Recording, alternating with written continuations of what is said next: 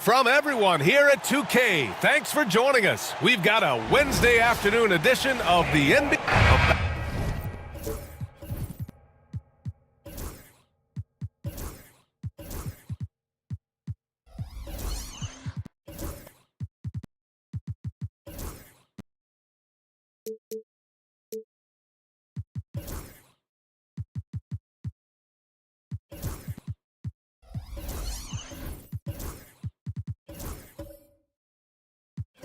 Battle of the big men.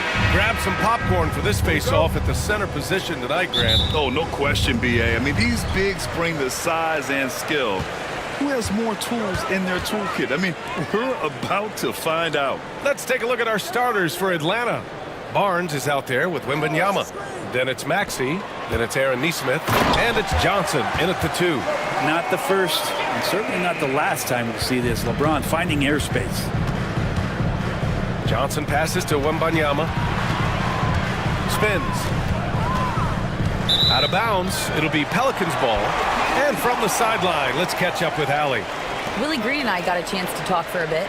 He said they spent all week watching film on Victor Wembanyama, trying to find flaws that they could take advantage of. No such luck. So their mission tonight is to try to make someone else beat them, which coach admits could be fool's errand. Thank you for that, Allie. That's their plan, to get him an opportunity to finish in tight. That's a miss they can live with. And stolen by Adebayo. There's the steal. On the push, here comes Atlanta. Here's Barnes. So it'll be 2 free throws. He was fouled in the act of shooting. You know, Grant, an underrated area of improvement for Scotty Barnes has been his defense. You're spot on, B.A. I mean, we've seen an elevated intensity from him on that end. Finding more denials, attacking the ball, really proving himself as an effective stopper.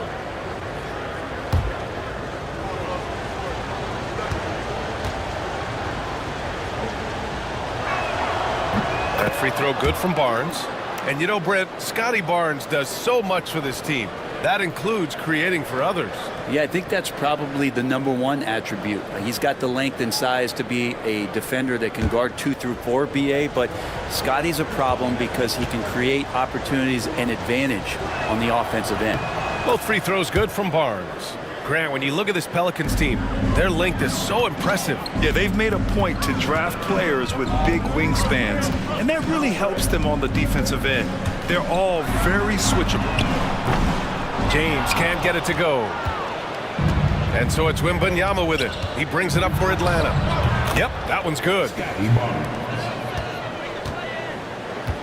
The Pelicans have gone 1 for 3 so far. Suggs against Maxey. Pass to Powell. 6 to shoot. Tipped. Now here's Wembanyama. Barnes passes to Maxey.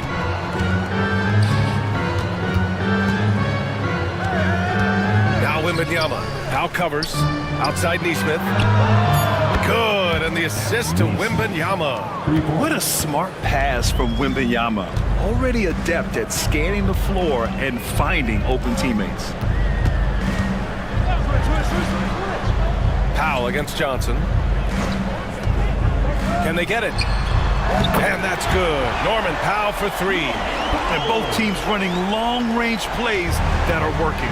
Well, both of them looking towards the three-point line. And I like to see that, especially when the results are made buckets. Nice deflection there. Really trying to disrupt their offensive flow. Yeah, I appreciate the work right now on the defensive end.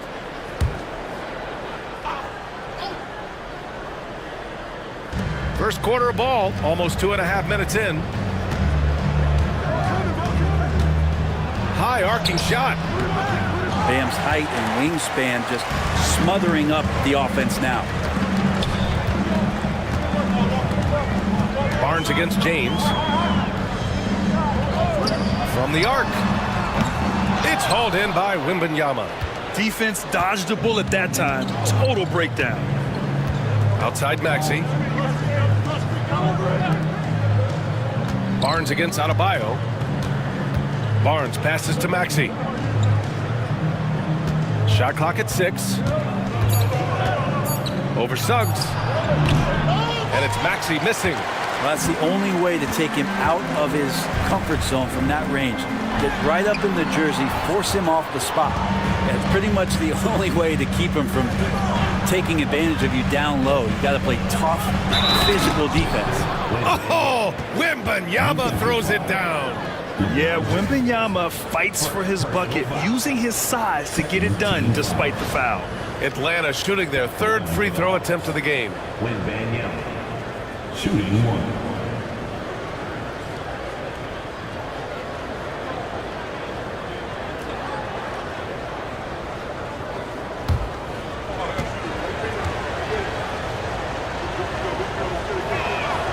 Honestly, we have never seen someone like Victor Wembanyama, a skilled 7.5-footer.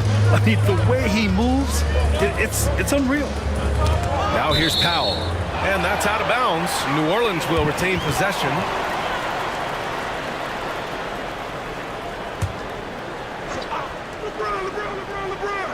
And we're just over 3.5 minutes into this first quarter. Suggs finds James. Just 5 to shoot. And he's going to the line for 2. The official saw contact while he was going up. Personal foul. That one on Barnes. Team foul. Just shake your head at the size of LeBron James, and once he gets into the paint and gets pinballed around, gets that contact and finds free throws.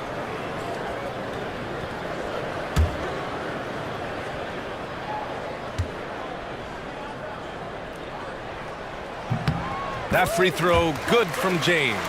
Well, Grant, even though it looks like LeBron could play forever, he stated that he doesn't have much time left. Well, it's unbelievable that he's sustained this level of excellence for as long as he has. I would be surprised if we see this type of longevity ever again. Both free throws good from James. And you look at the history of the Hawks. Brent, they've won 1 NBA championship. That was back in 1958. Yeah, B.A., tough for people in Atlanta to even recognize that because the team wasn't there in 58. They were in St. Louis, and they were led by the great Bob Pettit, who was one of the first really impressive, agile big man of his era. And stolen by Suggs. And the foul is called. He missed it, so he's got a couple of free throws coming his way. You can't be overzealous guarding Suggs because that's when you risk fouling him.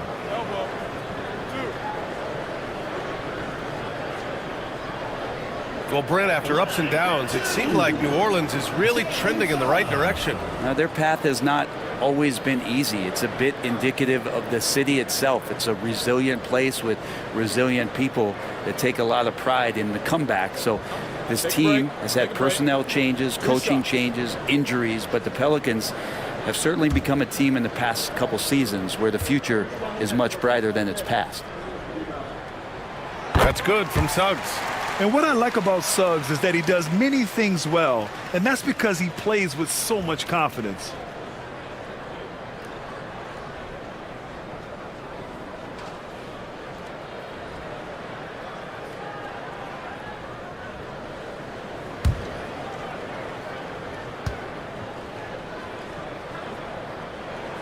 Suggs hits them both. Well, a great player on a great role at the charity stripe. The D has got to be careful about being too aggressive on him and sending him back for freebies. Now here's Johnson. No made baskets yet. Wembanyama scanning the floor. 6 on the shot clock. And it's Maxey missing. The Pelicans trail. Powell in the post. Covered by Johnson. Some room here for Suggs. And he sinks that one, hitting the back of the rim on the way in. And not wasting any time here. Suggs is quick on the draw off the catch. Outside Maxey.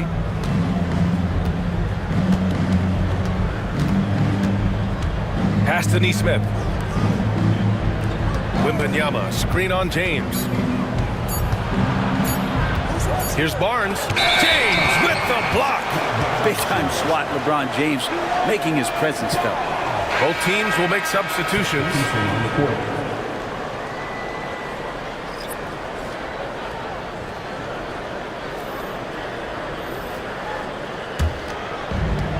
New Orleans has gone 1 of 4 from deep. Suggs against Paul. Now here's Suggs. Defense is right there. Buries it from 3. I like Johnson's focus at the perimeter. He's pretty careful about when he shoots the 3. And Quinn Snyder decides to call timeout. He wants to give him a breather and talk things over. Trying anything now to get them out of this slump. Well, they can't find the net right now, and all they need, I think, is just to get one to go, get back on track.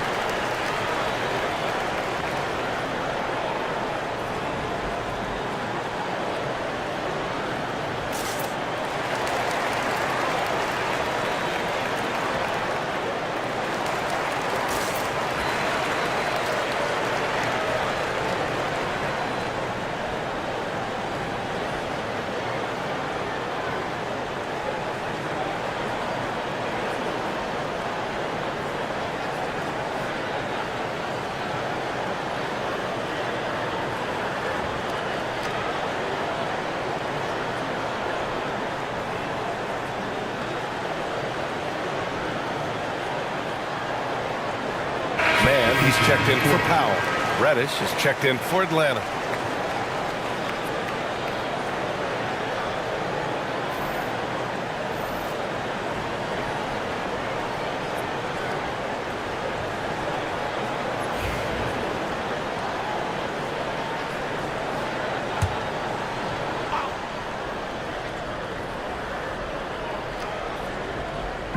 New Orleans on D. They lead by 4. And that puts them just 1 foul from the bonus. And New Orleans making a change here. Mitchell's checked in.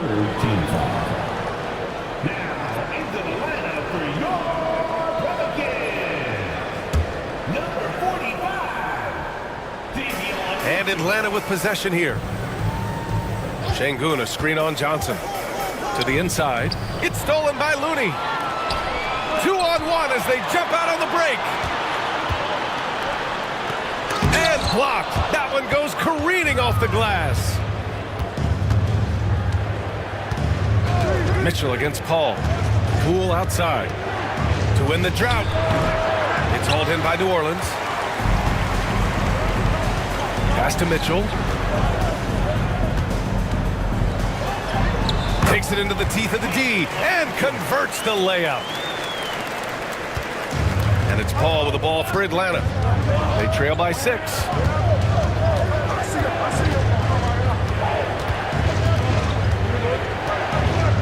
Achua with a screen on Mitchell. Paul for 3. Looney grabs a miss. New Orleans has gone 2 of 5 from deep. Now man, he's scoreless. Pass to Mitchell. There's a screen. 5 on the clock. Here's Perkins. Achua defending. Got a hand on it, and he's able to get it back. The shot by Perkins, no good. Hawks trail by 6. They've been having major problems offensively. Definitely in a bit of a dry spell. And keeping us updated from the sideline, Allie LaForce. Well, the Pelicans are still developing their on-court chemistry. Coach Willie Green said this group is still pretty young in terms of being on the floor together. We're starting to figure it out. We just have to stay committed and continue to be elite on both ends of the floor, and it starts with our defense. B.A.? They've really got something, Allie. Thanks. Now here's Mitchell. Here's Johnson. And he was fouled while in the act of shooting, so he'll take 2 free throws. Personal foul. And good aggressive play. Johnson knows if he goes hard inside, he'll be rewarded with the whistle. Johnson taking 2 shots.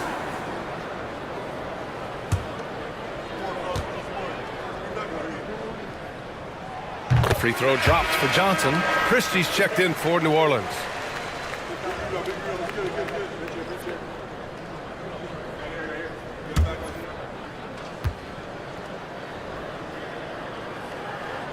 And Johnson drops them both. Hawks trail by 8. And so it's Glenn Snyder here calling timeout. He's going to gather the troops and talk it over. They're just giving away a run right now. The question is, can they stop the tide? Hard to say right now. At this point, I've seen the coaches run through 2 or 3 iterations of defense. Is there a fourth? I'm not sure.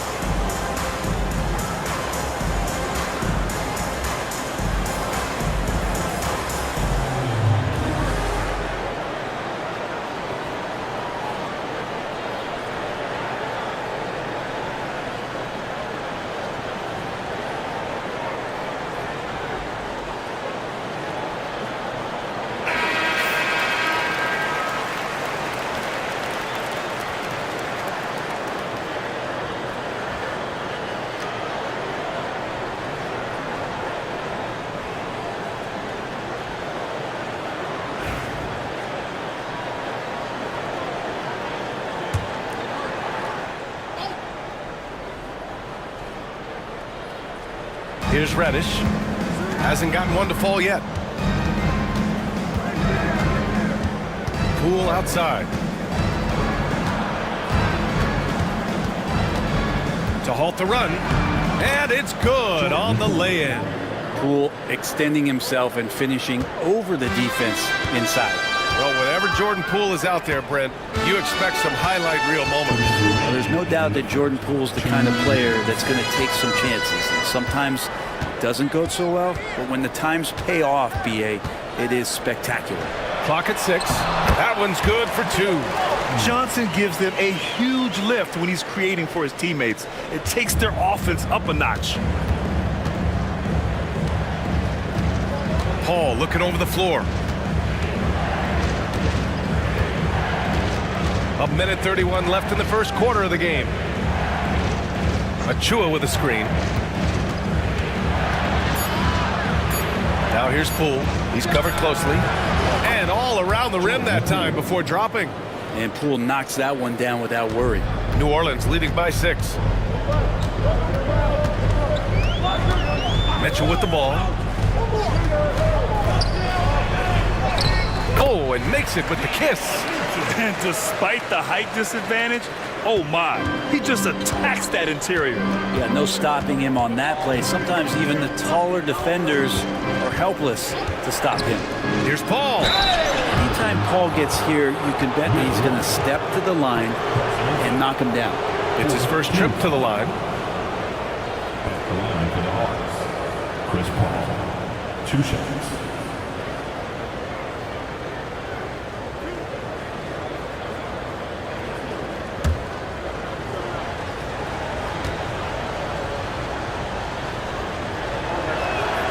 And the first one at the line is good.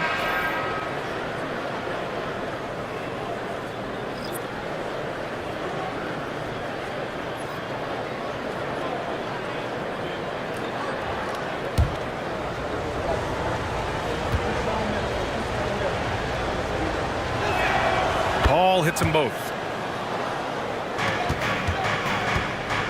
And here's Mitchell. He'll bring it up for the New Orleans Pelicans.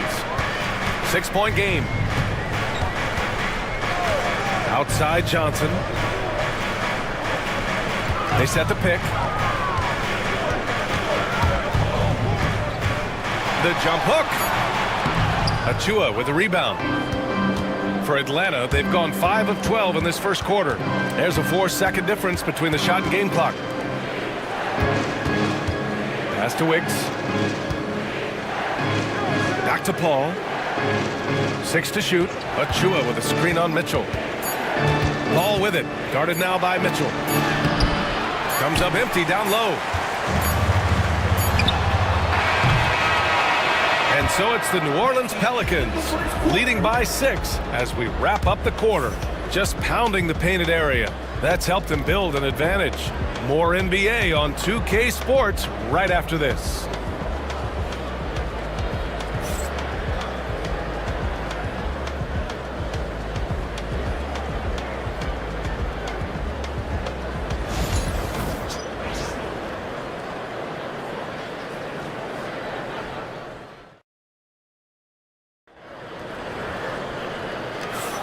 And for those of you just tuning in, second quarter action is where we are. And breaking down some numbers here, the hustle stats for the Pelicans.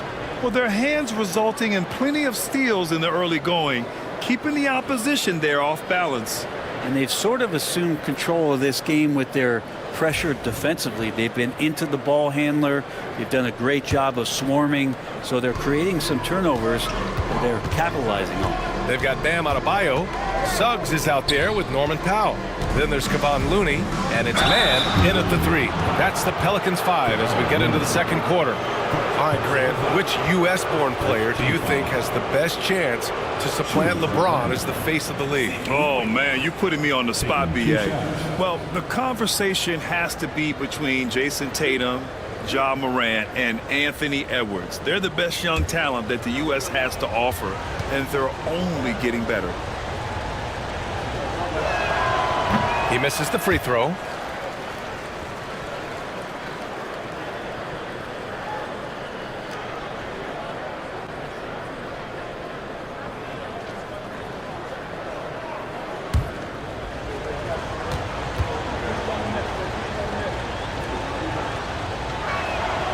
And he sinks the second. Here's Man, still without a bucket.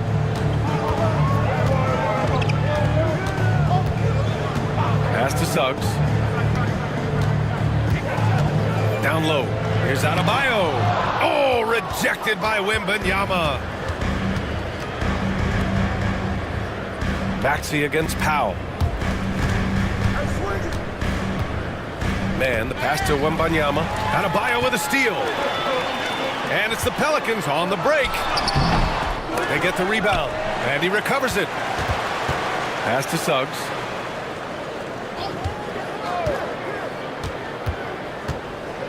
Inside. Powell passes to Adebayo. And even after 2 offensive rebounds, they just can't take the lid off. Now here's Maxey. He's guarded by Man. And that one's good. Man. He's a producer. It's part of their plan to get him as many touches as possible. Powell with it. Guarded now by Maxey. Adebayo, a screen on Maxey. The floater. And the shot counts. He's fouled. And it's a chance for a 3-point play. Man, no matter how many minutes he gets, Norm Powell is always ready to shoot, Brent. Oh, man, B.A. Norman Powell has consistently been in that Be Ready club off the bench. I mean, he can come in and score a bunch of points for his team and spark the offense. But this guy has been aggressive from day one, and it doesn't matter where he is, he knows his role.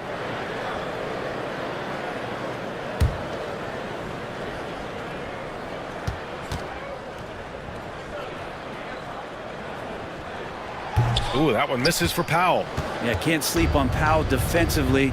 He will step up and start to pour it in. And it's Maxey missing. The Pelicans lead by 5. Here's Suggs. Oh, deflected. Stolen by Wembanyama. Maxey with it. Now guarded by Suggs. Maxey, that's good. While Maxey is an elite shooter, Tyrese is at his best using his speed going downhill. Powell outside. Back to James. To the right side. Looney finds Suggs. And there's the screen.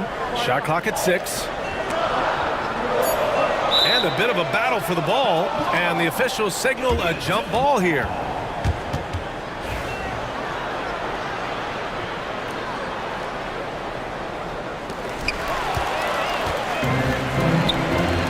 And a little under 2.5 minutes gone by here in the second quarter. And out of bounds, the Pelicans will take it.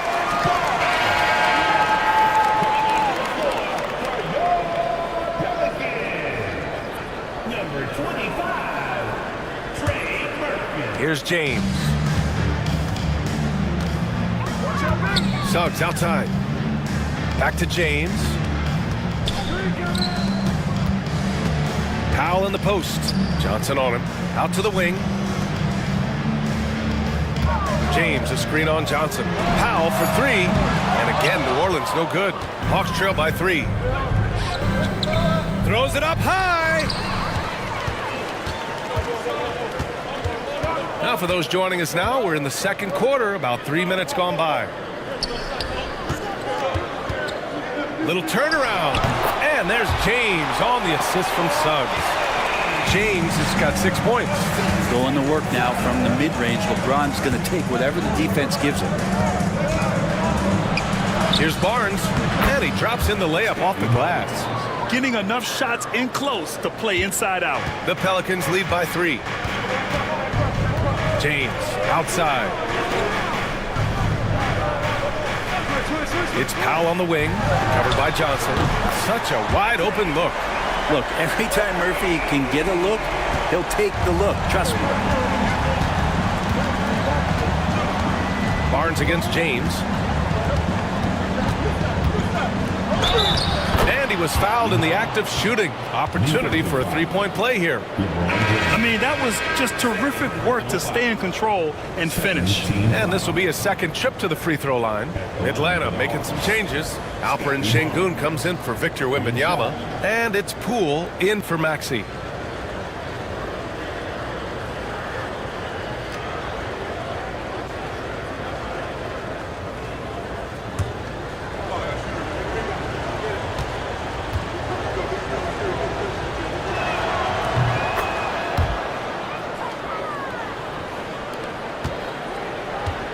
And so it's James with it. He brings it up for the New Orleans Pelicans. 3-point lead. Suggs outside. And a foul called on the way up. So he'll take 2 from the free throw line. It's going to go on Jordan Poole. A bigger guard, Suggs fearless inside. On the night, he's 2 for 2 at the stripe. Taking 2 shots. Take a break. Take a break. 2 shots.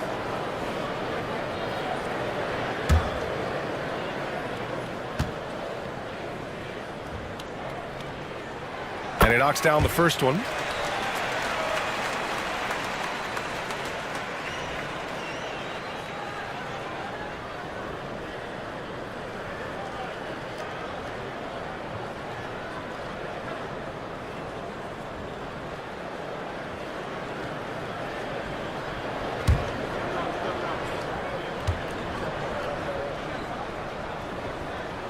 He's perfect from the line this time. And so it's Quinn Snyder here calling timeout. He'll take the opportunity to regroup. Yeah, you can't make any excuses right now for them giving the ball up as much as they have in this one. Hopefully they can get on the same page during this timeout.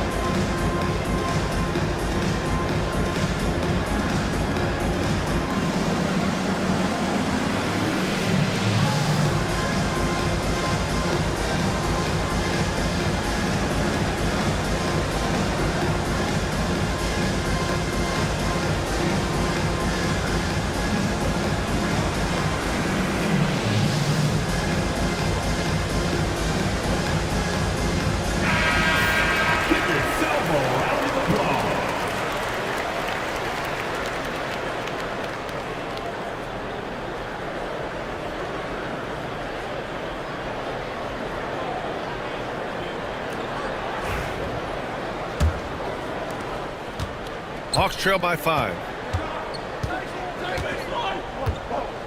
And here's Poole. Johnson a screen on Suggs. Poole against Suggs. Outside Johnson. 5 to shoot. The 3 from Barnes. His 4th make in 5 tries. Solid start for him. I think the defense has more concerns out there on the floor, and they give him a good open look from the perimeter. Suggs outside. And that one comes up a bit short. D giving him that shot, and that's probably not a good idea, but I guess they knew what they were doing that time. And Neesmith gets it to go. Well, the defense allowed that one. He had a clear path to the cup. Suggs outside. Johnson against Powell. The 3, James. The offensive rebound. It's good on the putback. And the Pelicans lead by 2. Looney in the right spot there. Good presence on the inside as he boxes the defense out and sends the ball right up. And a foul called on Jalen Suggs. That's his first foul. And the Hawks making a change here. Reddish is checked in.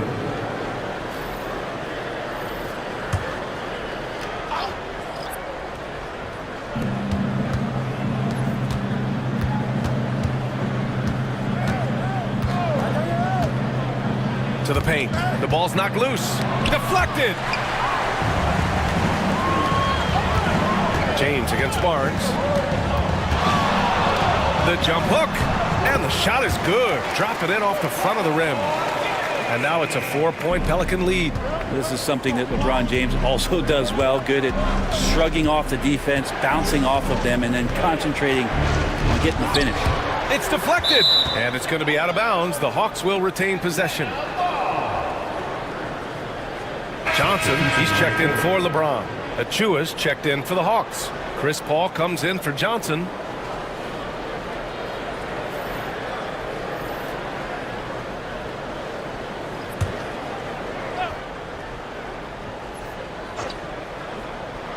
Poole's got room. And Atlanta misses again. Won't see him miss that one too many times. Yeah, that happens. Important thing is for players, just don't beat yourself up and make a miss like that cost you another play. Here's Christie. Yet to see a basket. To the middle. Şengün with a steal. Poole outside. Pass to Paul.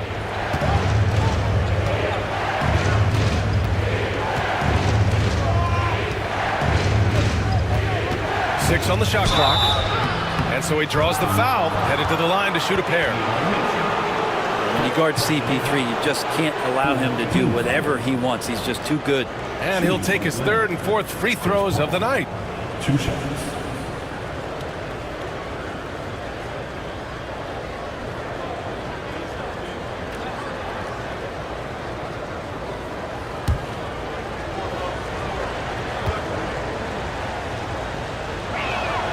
And he drops it first. And New Orleans making a change here.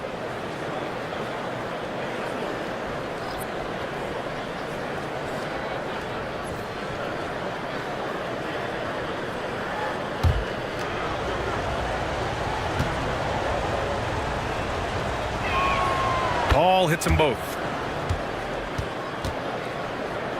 Here's Mitchell.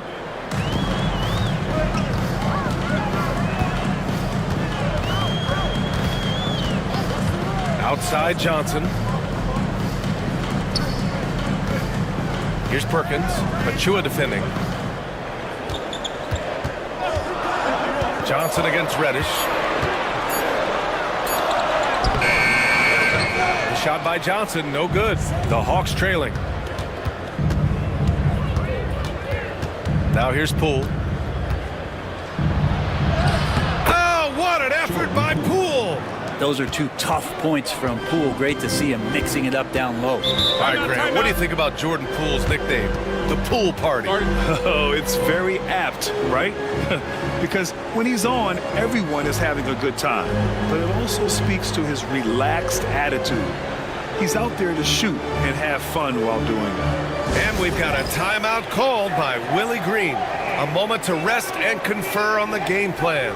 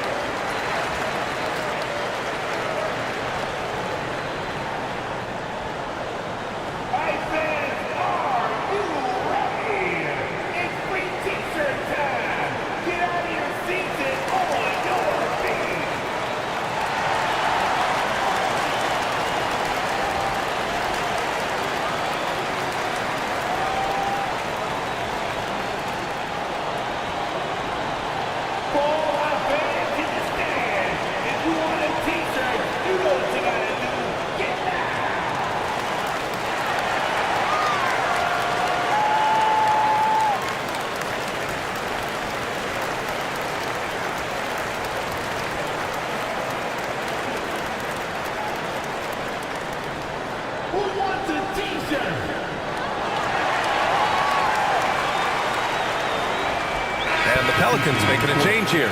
Adebayo's checked in. The Hawks making a switch here.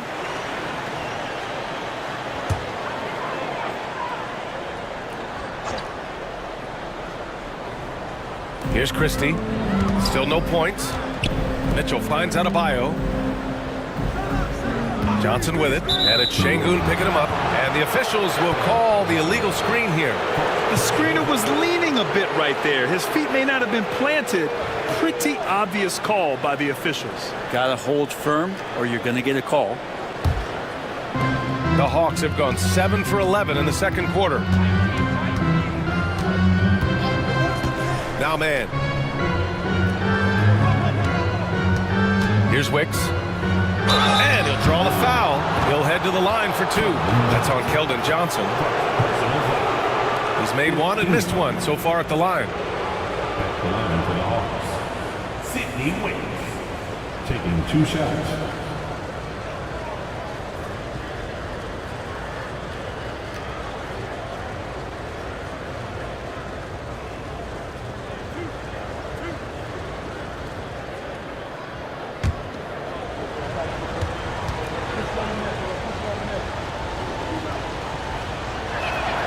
And now they lead as the free throw drops in for him.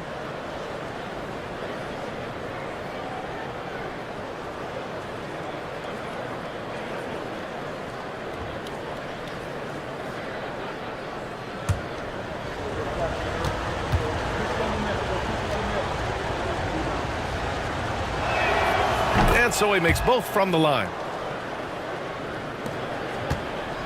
And so it's Mitchell who brings up the ball for New Orleans.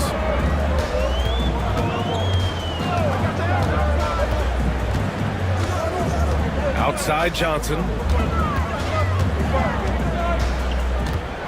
The teardrop. That one goes in. Johnson's got 7 points in the game. Paul with it. 1:56 left in the half. Outside man. Şengün, the screen. Down to 5 on the shot clock. Off target from outside. New Orleans has gone 1 for 3 from downtown here in the second. Christie passes to Adebayo. Good D by Şengün. And the Hawks shooting at a 48% clip from the floor. Wicks with a bucket. Wicks has got 5 points now in the quarter. Now, I don't know if you would consider this, but he's got such a nice touch around the rim. Maybe you foul him there? 1:11 left in the first half. Mitchell finds Johnson.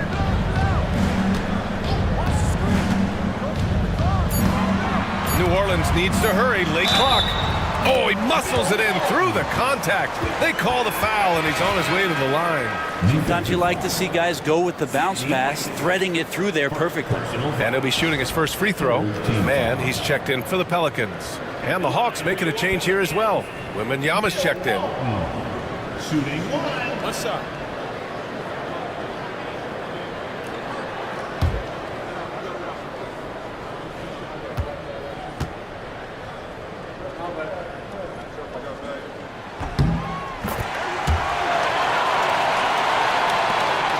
There's 57 seconds left in the second quarter.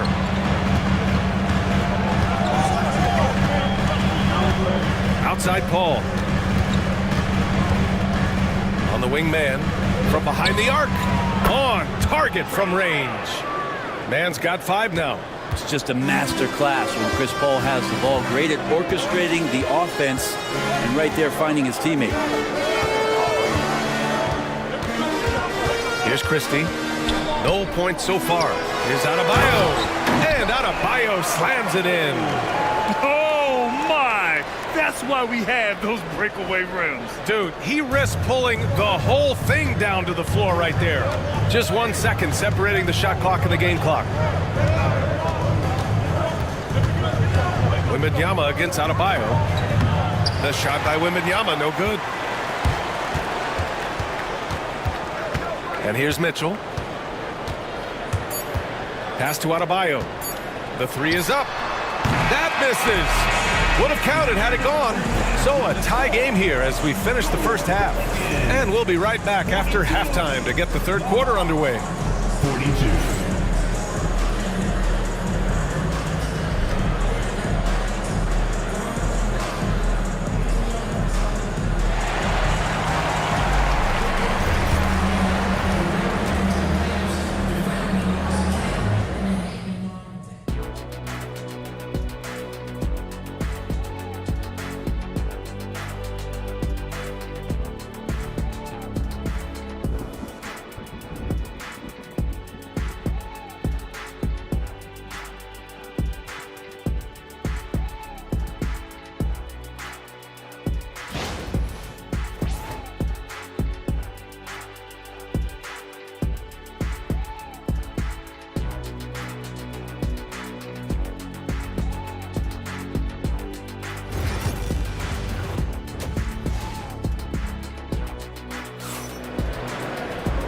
And after a fairly even first couple of quarters, this second half could turn out to be a great one as both teams trying to gain an edge. Scotty Barnes with a strong contribution so far in this one. Can they come up with an answer for him coming out of the half? They have to change something defensively. They're just way too easy out there, and I'm sure coach is going to make that a priority at halftime.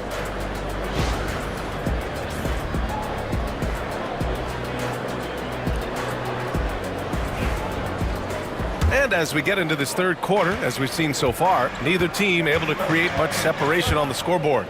Getting underway in the second half. Here's the 5 for Quinn Snyder. Johnson is out there with Maxey. Then there's Barnes. Then there's Wembanyama. And it's Nesmith in at the 3. Now here's Wembanyama. In traffic, Wemby goes to work. Yeah, the control from Wemby. I mean, this guy is unreal. Let's check in with our reporter, Allie LaForce. You gotta love Tyrese Maxey's approach to the game. He said, quote, "I really have a simple life.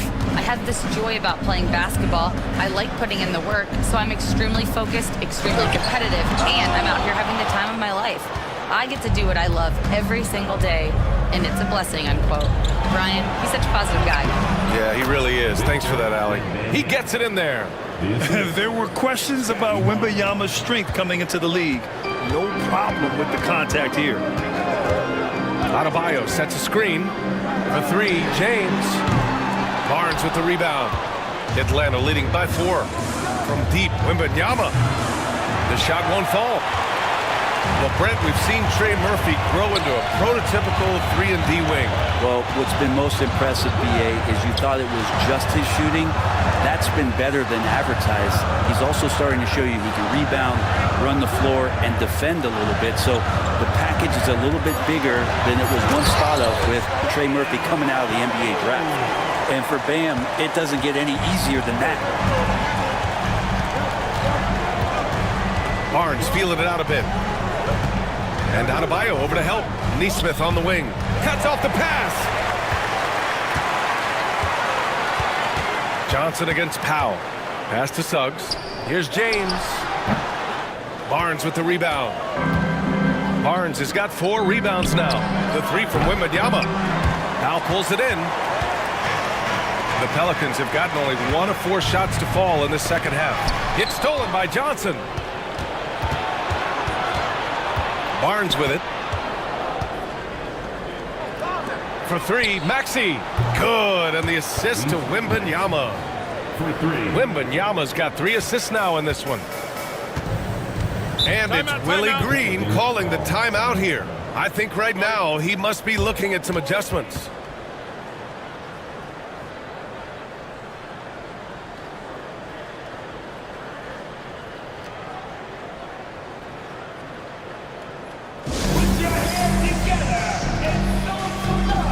And New Orleans making a change here.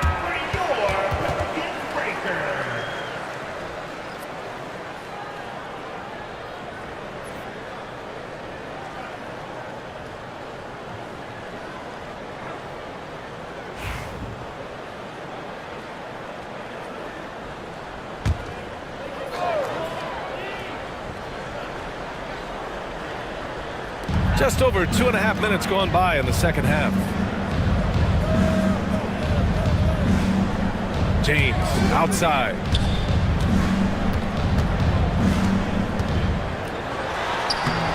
He can't get that one to fall. Ooh, excellent D there from Barnes. Down low. Oh, Wembanyama making it look easy. And Wembanyama can dunk it basically just standing up. You got to keep him out of the paint. Powell outside.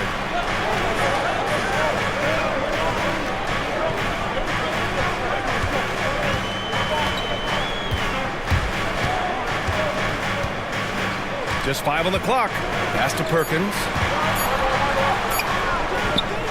Rebounded by Johnson. Atlanta leading by 7. Wembanyama, pass to Johnson. Over James. The shot by Johnson, no good. Not a bad shot from the mid-range. The D's giving it to him, and he's usually got an eye in that kind of range. It's Powell on the wing. He's got 5. Here's James. Oh, LeBron sending it home. And you are at the mercy of LeBron James. Once he gets that kind of positioning, nice finish. And so it's Maxey who brings up the ball for the Atlanta Hawks. Just 4 points. That's all they've given up here in the second half. Oh, and there's the whistle on the shot. So 2 free throws for him coming up. It's on LeBron James. And some stats here, guys. The scoring breakdown for Atlanta. Their hot shooting from long distance has been the key. Spacing the floor and rising up with that confidence. Well, we've also seen them being very aggressive down in the paint. All game long, they've been hunting down those inside points.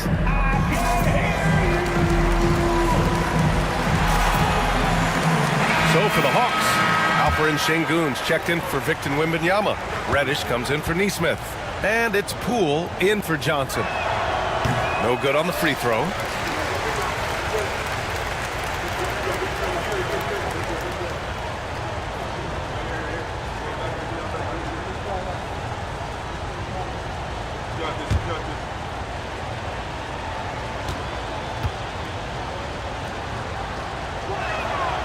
Good on the second one. Pelicans trail by 6. Trying to find a spark here. Yes, indeed. A rough stretch offensively. They could really use a basket. Suggs finds Johnson.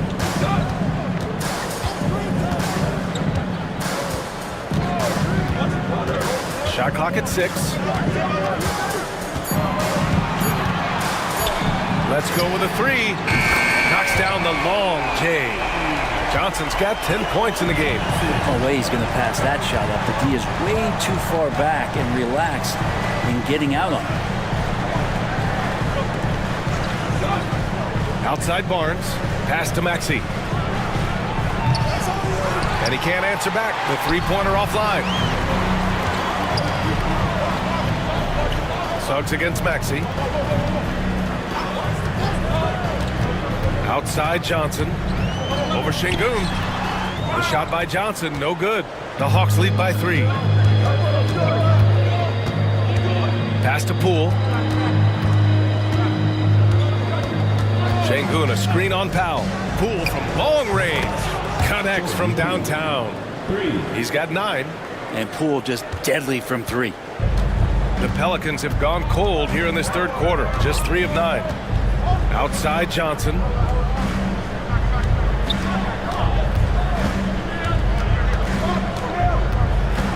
Suggs outside. They set a pick. There's the three. Tries again. Perkins' shot is good. Assertive move. You can tell the game's heating up a bit. For Atlanta, they've gone 5 for 9 from the floor in the third quarter. To the paint. Here's Barnes. Oh, and a vicious dunk by Barnes. Goes to Oh, nice one-handed jam there, B.A. Hey, little exclamation point. Suggs surveys the D. And the layup falls. You know, a mix of power and agility helps Suggs beat the interior coverage. Powell against Poole. And Poole fighting through contact. And say what you will about the value of the three-pointer, but those close-in looks are always plan A. Every trip down, get to the paint, get deep, score. And it's Willie Green calling the timeout here. Coach wants to speak to his guys, maybe alter some of the game plan.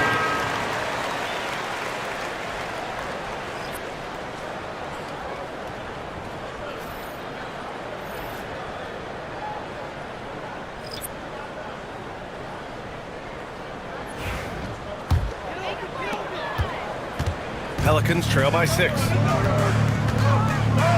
Pass to Mitchell.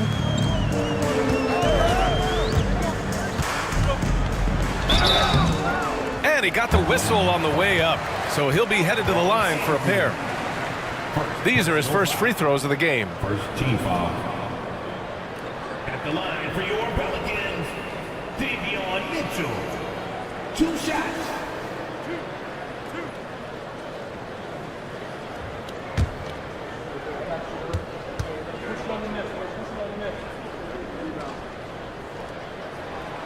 That free throw misses.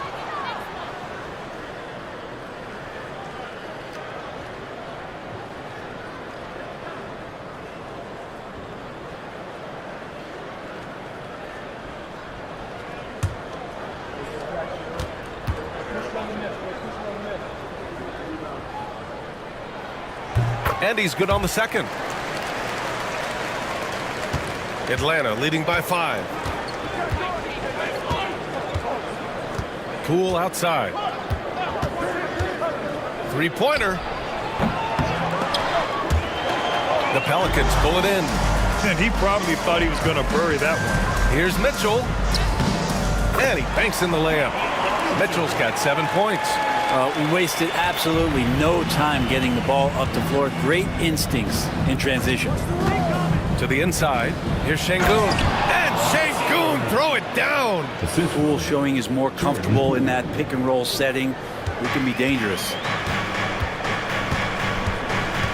Outside man. Johnson on the wing.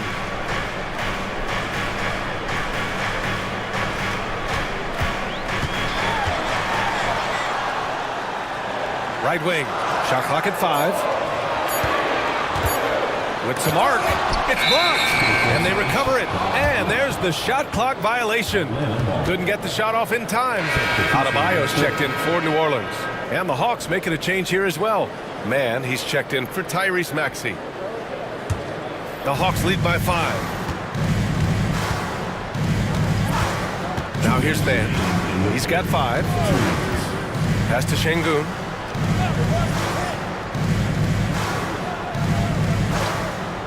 Now Poole, three-pointer. Can't hit that one. You know, he's 6'9". Brent, would you call Bam Adebayo a small ball center? If you were standing in front of him, BA, would you do that? I don't know if I want to do that. I want to ask Bam what he wants to be called, whether it's center or forward. It doesn't really much matter. This guy can play both ends of the floor and can dominate a game. Get up to throw down. And how about Adebayo just getting up and getting athletic?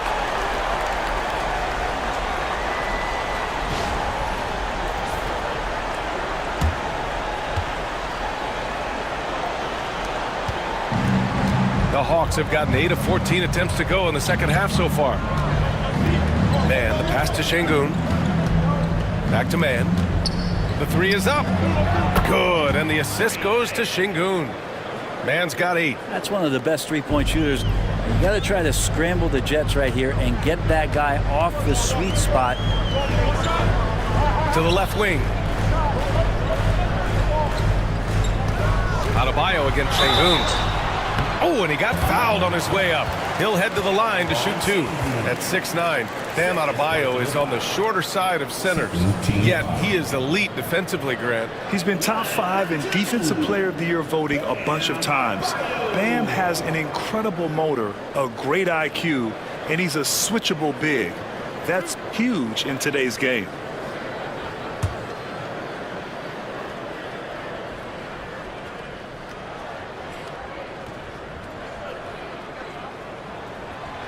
That one's off. Adebayo is by no means an ordinary big in this league. He's just one of the few players in the NBA who can legitimately guard 1 through 5, a true defensive anchor. Nesmith, he's checked in for the Hawks. Ball comes in for Poole.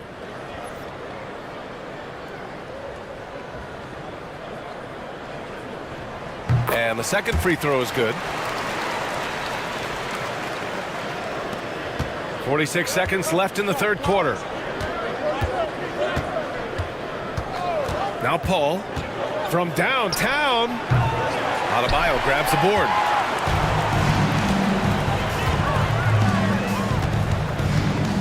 Outside man. Pass to Adebayo. Soft touch off the glass. Adebayo's got 7 now in this quarter. And maybe that's why he's nicknamed Bam. Taking contact, bam, bam. Paul with it.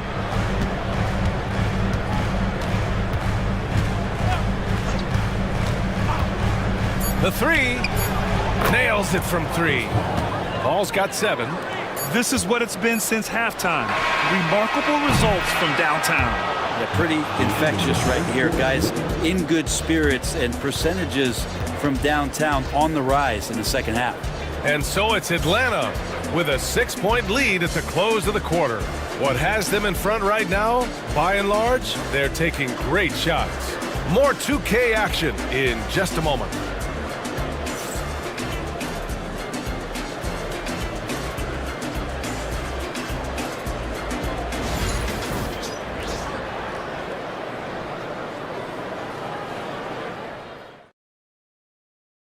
And while we have a chance, let's go to our State Farm assist of the game. And I'll tell you what, this was a no-brainer tonight. Take a look at the precision on this feed. Couldn't place it any better. Well, there's a way to break down the defense with the handle, but you can do it with the pass. Prime example of that right there. And with 3 quarters behind us, we'll start the 4th in what is still anybody's ball game. We've got Suggs. James is out there with Kevon Looney. Then it's Terrence Mann. That's the Pelicans 5. Here's Looney. Here's Mann. No good on the 3.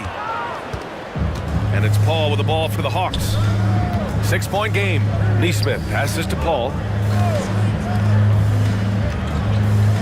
Maxey surveys. 3-pointer, no good. I'm not sure how he finds himself in so much space there. He's kicking himself for whiffing a bit on that one. Pass to Mann. James, a screen on Paul. Inside. Paul with a steal. Maxey with it, and it's Mann picking him up, and it's Maxey missing. Fourth quarter still young, just over a minute played. Outside man. Oh, rejected by Wembanyama.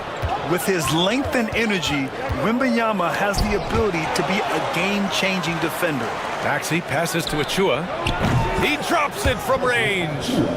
And the Hawks lead by 9. The Pelicans shooting an average of 43% from the floor. Jacks up at 3. And again, New Orleans no good. And lockdown defense against one of the best three-point shooters in the league. Paul passes to Maxey. Wembanyama screen. Paul against Suggs. Outside Paul. Just 4 to shoot. From deep. Great D that time from Suggs. It's never easy from that distance, but we see him drill those and shoot around all the time. Oh, no, I know he can make it, but that's warm-ups, so maybe just a step too far. Sturdy play by Suggs. He doesn't let the hit mess with his shot, and he's going to the line. Scotty Barnes checked in for Atlanta. Johnson comes in for Paul. At the line for one, Jalen Suggs.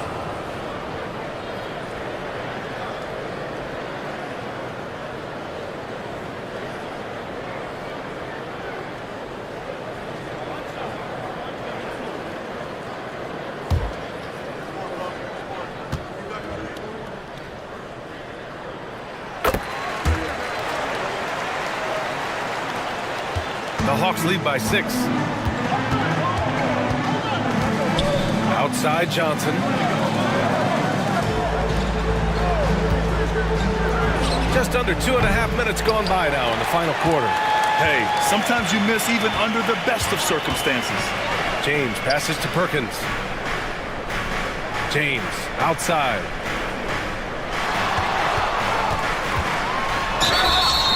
And a foul called on the way up. So he'll take 2 from the free throw line. That one on Barnes. So hard to contain LeBron. He's explosive and clever and unpredictable. It's kind of a nightmare for any defense. Taking 2 shots.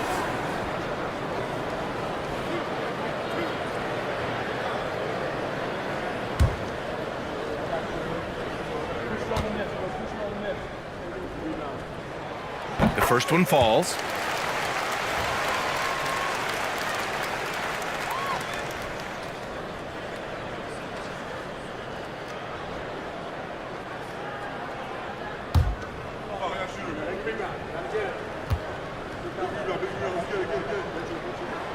And good on the second, so he makes them both. Atlanta leading by 4. Outside Maxey. Barnes with a screen on Suggs. Maxey against Suggs. Maxey passes to Barnes. Clock at 6. Takes a 3. And he nails that one right through the heart. And the Hawks lead by 6. How about that shot? Not exactly something drawn up by the coaching staff. And it's Willie Green calling the timeout here. He wants to make sure everyone is aligned, given the situation right now.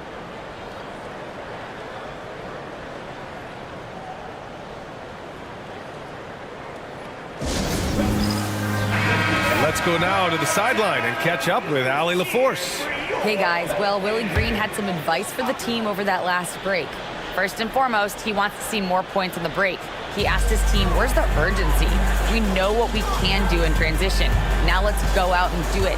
We'll see if they can pick up the tempo, guys. As always, Allie, we thank you. Oh, it's blocked! It deflects off the backboard. Right side Johnson. To the middle. Here's Wembanyama. And it's Perkins with a rebound. Perkins has got 4 rebounds in the game. To the inside. Stolen by Wembanyama.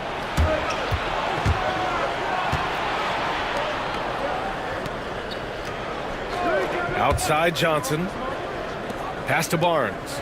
And here's Wembanyama. The fadeaway.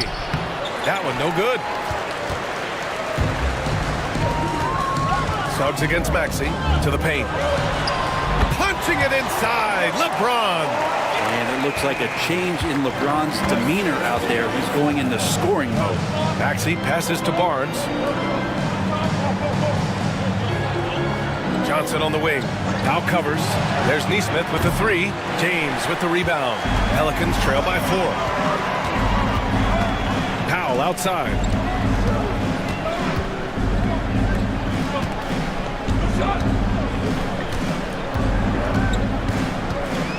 James outside. Double team on James. For 3, Powell. Victor Wembanyama grabs the board. Wembanyama's got 9 rebounds now. Barnes passes to Maxey. Wembanyama, screen on Suggs. And it's Maxey missing. For New Orleans, they've gone 2 for 7 from the field here in the fourth. Not great. Pass to James. Suggs outside from deep. Counted from distance. And once Suggs gets hot, he's not easy to stop, especially when he's getting whatever shot he wants. Barnes against James. Wembanyama, screen on Suggs. The three from Barnes. Sinks the tray. Oh, you gotta love the back and forth, showing real confidence at the arc. Yeah, both teams finding ways to the three-point line and trying to take advantage from distance. Suggs, the pass to Powell. James, outside. Tried to come right back with a three of his own, but it's no good. Atlanta leading by 4, down low. And count that. 2 points and a chance for one more at the line. And I think it's time to put multiple bodies on him. First team foul. And New Orleans making a change here. Adebayo's checked in. And the Hawks making a change here as well. Poole's checked in.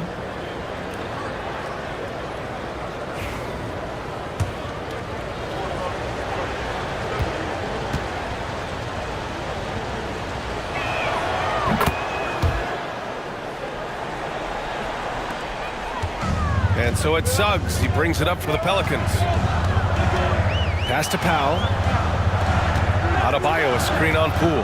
Powell for 3. Pure from three-point range. Excellent work from Powell in the pick and roll action. Nesmith with it.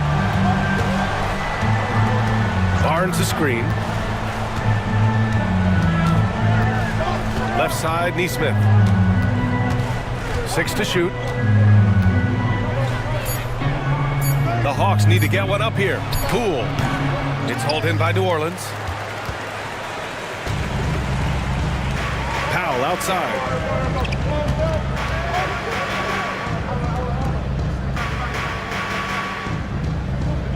Screen by James. Atlanta with the rebound. Barnes has got 7 rebounds in the game. Poole with the ball. Picked up by Powell. Here's Maxey. And he got the whistle on the way up. So he'll be headed to the line for a pair. You really can't understate the energy Maxey brings to his game. Not just effort level, but his attitude and how that spreads to his guys out there. Line for 2. Take a break. Take a break. 2 shots.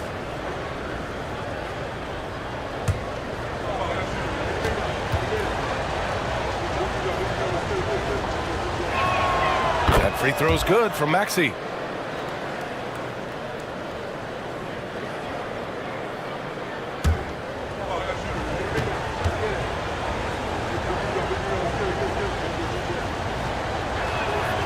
It's both from the stripe, and we've got a timeout called by Willie Green. Coach clearly has something he wants to say to his team right now.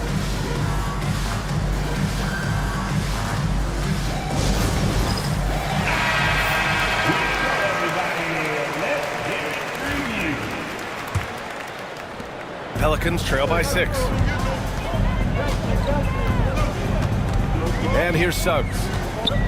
Pass to James. Out to Powell.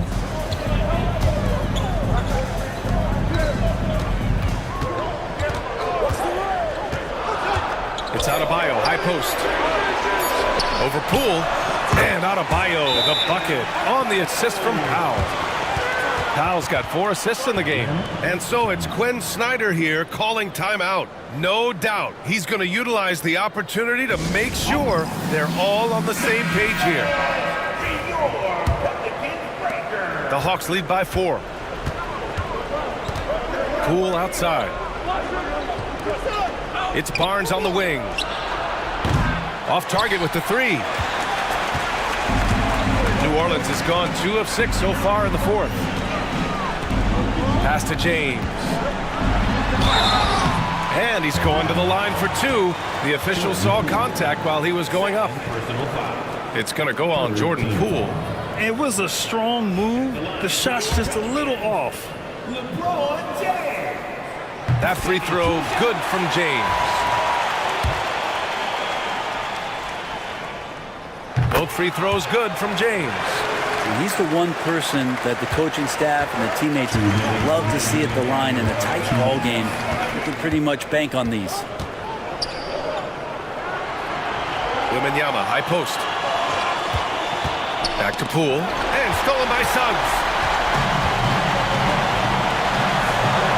Adebayo in the post. Nesmith covering. The Hawks leading. Barnes passes to Nesmith. Here's Wembanyama. Oh, a sturdy shot from Victor. No fear in this young man. We're already getting a sense of Wembanyama's killer instinct. It's tipped. It's stolen by Wembanyama. Nesmith on the wing to the middle. It's stolen by James. Now the Pelicans in transition.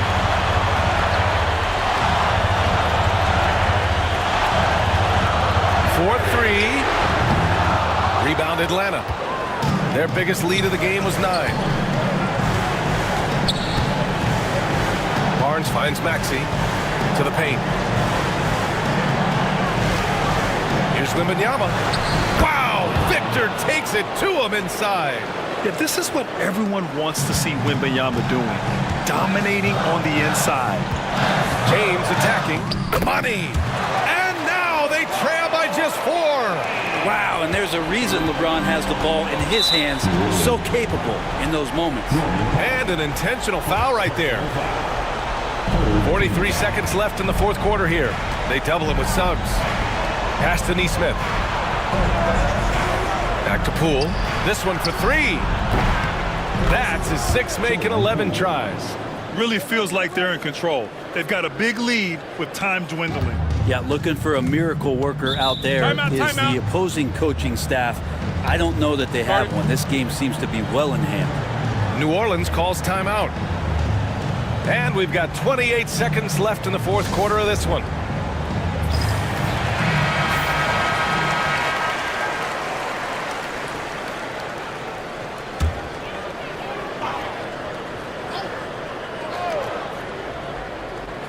Seven-second difference between the shot clock and the game clock. Here's James. Yes! Oh, and that cuts the lead to just 5. Now a timeout called by Atlanta. They're on top by 5.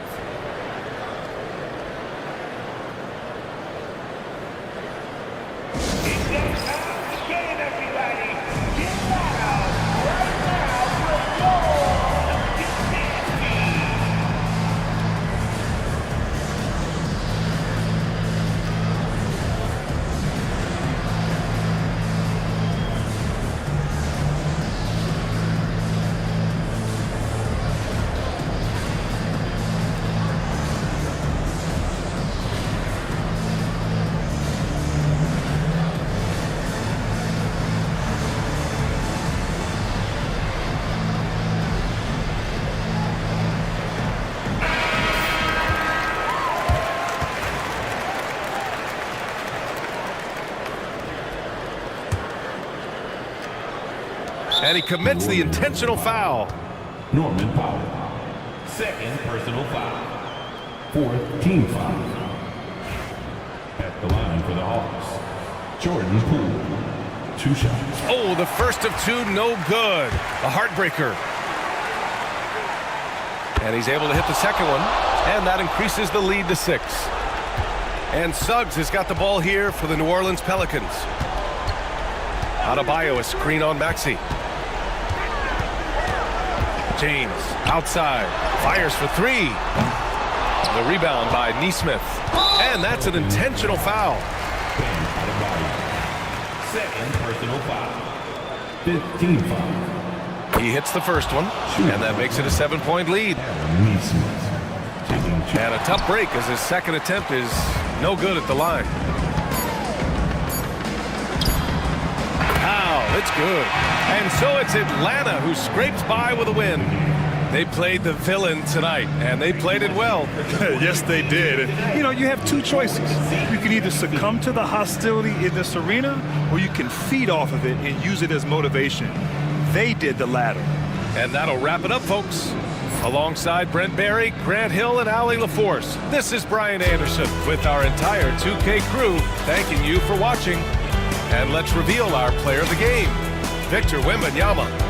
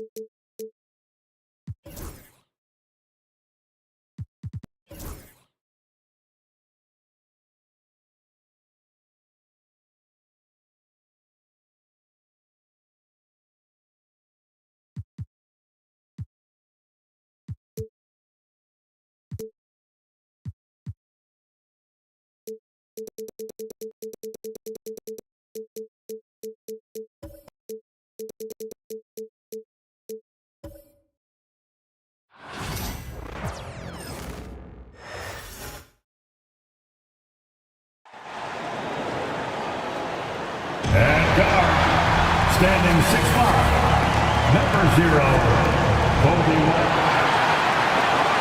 Welcome to 2K Sports. Greg, we know that both the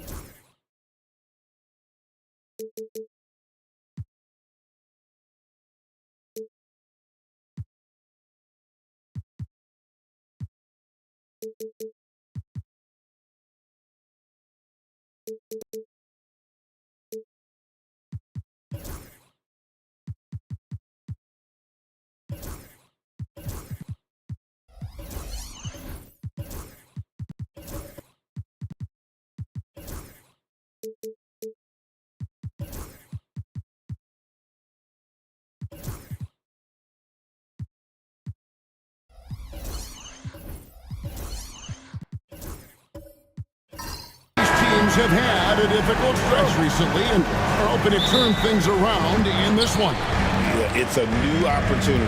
And Kevin, I expect each side to be hungry and motivated to get this win. And if not, the struggles will continue. And checking out Utah's opening lineup, Gilgeous-Alexander out there with Desmond Bane. Then there's Williamson. Then it's McDaniel. And it's Turner in at the 5, down low. Well, opponents worry about Oladipo's quickness attacking the basket, which really helps him create good looks from the perimeter. And foul on the shot, so he'll get a chance at the line. Frank, seems like we always talk about Shai Gilgeous-Alexander's offensive side, but when it comes to deflections and steals, his defense, he's one of the best. Yeah, his two-way ability is sometimes overlooked in the mainstream media, but people in the know how good of a defender he is. And the first one at the line is good.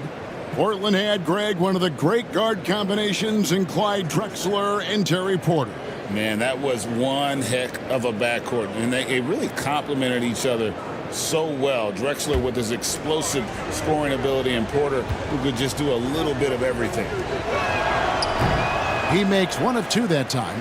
You know, Greg, thinking back to the glory days in Utah, they went to back-to-back finals in 97 and 98. Unfortunately, though, Kevin, that Stockton-Malone era, they just couldn't overcome the dynastic Bulls. The Jazz still searching for that first NBA title. Getting another opportunity here to see that powerful rejection. And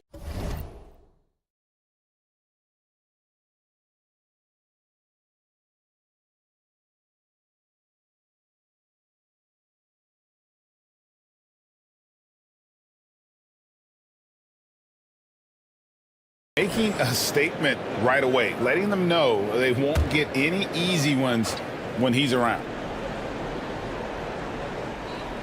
Here's Horford. Here's White. Pass to McDaniels. White looking around. Just 5 to shoot. And fantastic at playing within himself on defense. Gilgeous-Alexander using his length well there to contest without fouling. Miles Turner.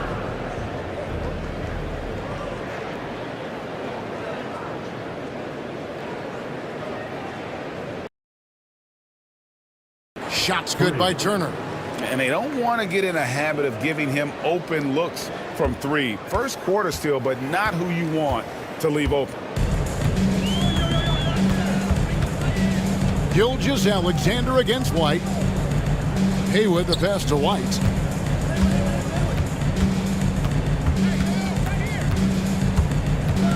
Pass to Haywood. Over Williamson. And no good. Trying to use the glass. And in the first, a little over a minute and a half in. McDaniel the pass to Williamson.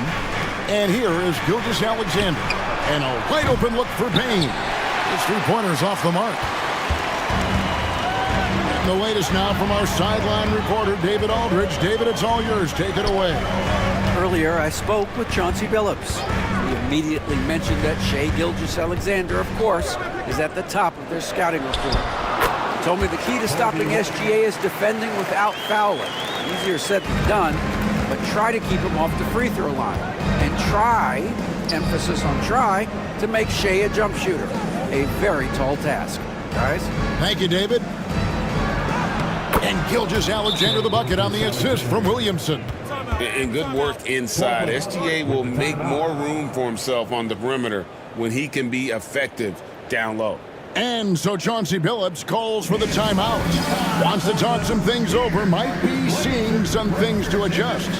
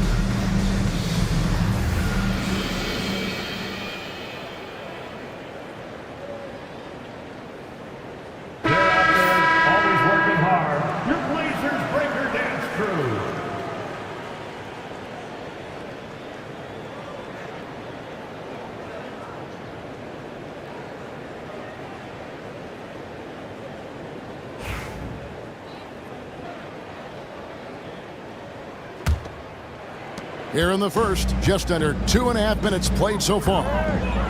So the wing on the left. McDaniels finds Oladipo.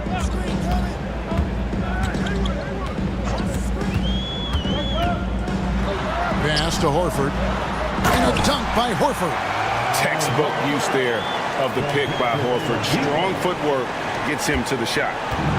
And so it's Williamson who brings up the ball for Utah. They trail by 1. He can't get that one. Good work defensively by Horford. For Portland, they've gone 50% from the field, hitting 3 of 6 since the opening tip. McDaniels dishes to White. Pass to Horford. Turner with the steal. Floats it up for Williamson. And the dunk by Williamson. What a move. Few do it as well as Zion Williamson. Portland's gone 1 of 2 from long range in the first quarter. Oladipo, the pass to McDaniels. Oladipo against Bane. Takes a 3. Oladipo misses. First quarter play and just over 3.5 minutes in. Bane kicks to Gilgeous-Alexander. Nice ball movement by Utah. Bane with the screen on White. 6 on the shot clock. Bane looking around. Buries the long-range jumper. Well, the defense can't lose track of him. He's just too talented offensively. Oladipo with the ball. Horford with the screen on Bane. Oladipo for 3. They grab their own miss. Horford. And it's out of bounds. The Trailblazers able to retain possession here. And we have to take another glance at that powerful rejection. And an early swat like that can really set the tone. Now the shooters will be feeling his presence.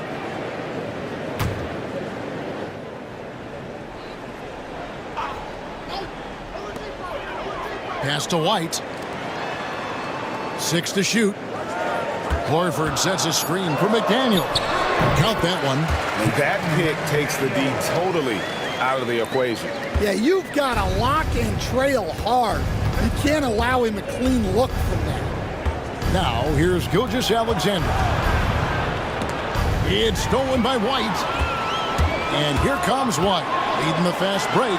Here's Haywood. And slam dunk by Haywood. Yeah, that's a great find by White. He's such a clever and deceptive combo guard. Now, Gilgeous-Alexander. Here's McDaniel. Williamson outside. Outside, Bane. Offline with his 3. Trailblazers have gone just a shade under 50% from the field. 5 of 11. Horford with the screen on Gilgeous-Alexander. White dishes to Horford. Oladipo for 3. No basket with that shot. Having trouble finding his range. He's 1 for 5. White against Bane. Pass to Williamson. Over Oladipo. Another miss by Utah. Portland has gone 1 of 5 from downtown in the first quarter. Points out there have been hard to come by. Back to McDaniel. Here's Horford. And all around the rim that time before dropping in. We'll see if they can finally hold on to a lead. It's been back and forth all night. Well, this is why the fans are here. Each team trading blows, increasing the entertainment value. And Will Hardy calls timeout here. Looking for a breather and maybe just 1 or 2 things to talk about.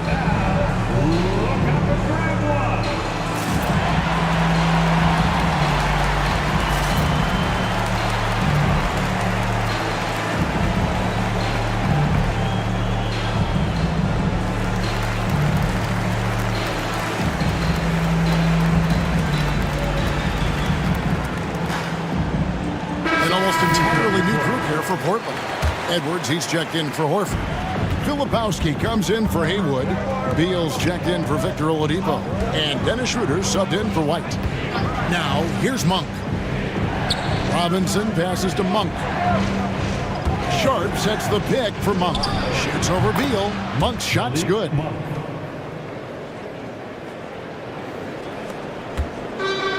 The Trailblazers have gone 6 of 13 from the field, just under the 50% mark. You know, Stan, the Blazers started the rebuild process with the big Dame Lillard trade to Milwaukee. Kevin, it takes guts for a GM to make a move like that, and it didn't go well early on. But they've got to trust the process and stick with the plan that they made. Monk, and 2 free throws coming up, unable to get that one to go with all the contact. Bradley Beal picks one up. Well, Greg, over the last few seasons, one area of consistency for the Jazz has been their rebounding. Yeah, and they have some size, and they make controlling the boards a focal point. When you're playing Utah, you better be ready to put a body on somebody.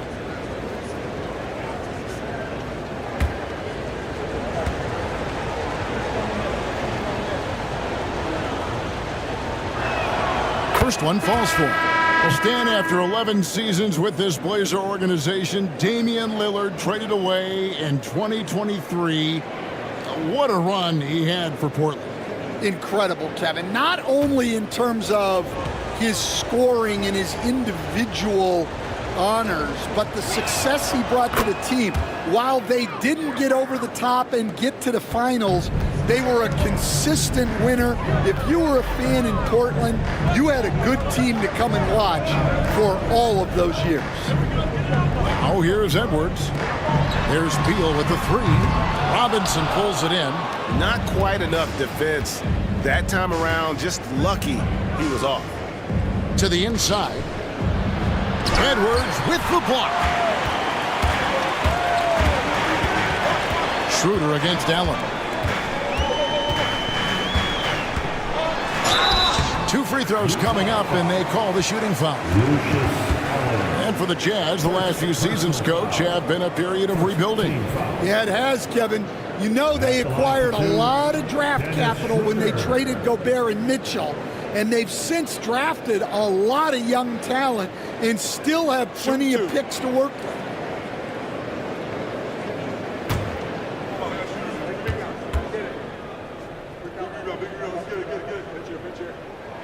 That's good from Schroeder.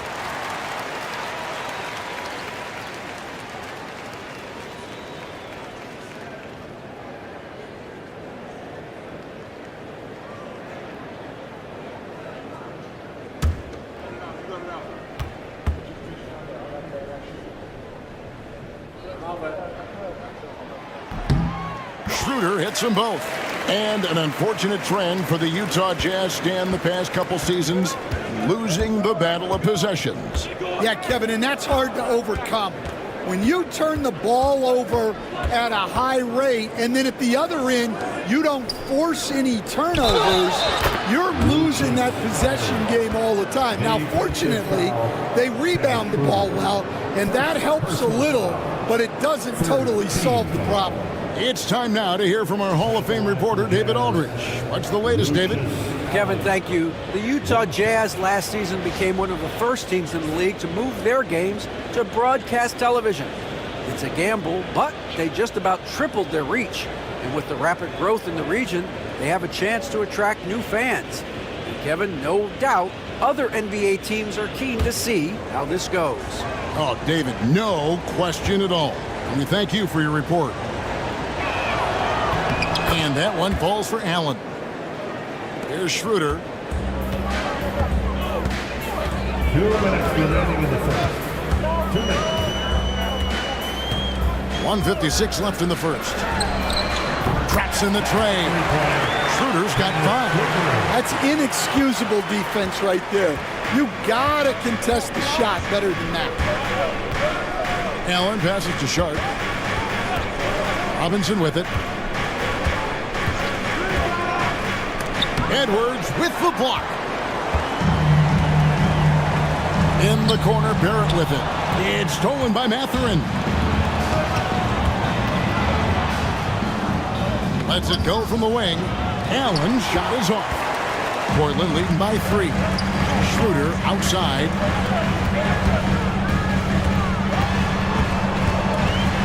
Pass to Filipowski. Rebounded by the Jazz. 1:02 left to play in the first quarter. Outside Robinson. Outside Mathurin. Now here's Allen. 4 on the shot clock. Here's Sharp, and a great assist by Allen as that one goes in. And they've scored several times already here in the first quarter on the inside. Outside Beal.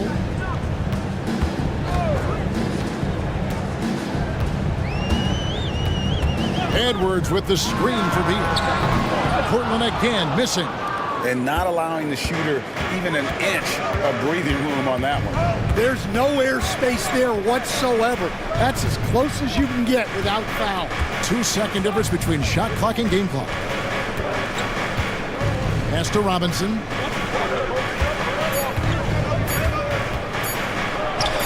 An amazing finish with a hand right in his face. And the Jazz lead by 1. No good on the shot. At the end of 1, a closely contested game so far. Jazz lead by 1. Let's take a quick break now, and then it's on to the second quarter after this.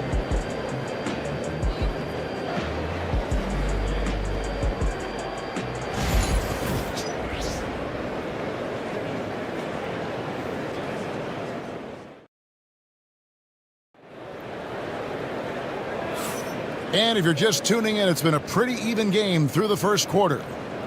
And a moment to look at the scoring approach in terms of where the points are coming from for Utah. Well, the way they've been attacking inside is phenomenal. Consistently getting high percentage looks, and that's what great offenses are all about. And also, guys, they're playing for one another right now. All those extra passes are leading to easy buckets. Bradley Beal is out there with Dennis Schroeder. Then there's Toppin. Then there's Haywood. And it's McDaniels in at the 3 slot. That's the group on the floor for Portland. Now, here's Bane.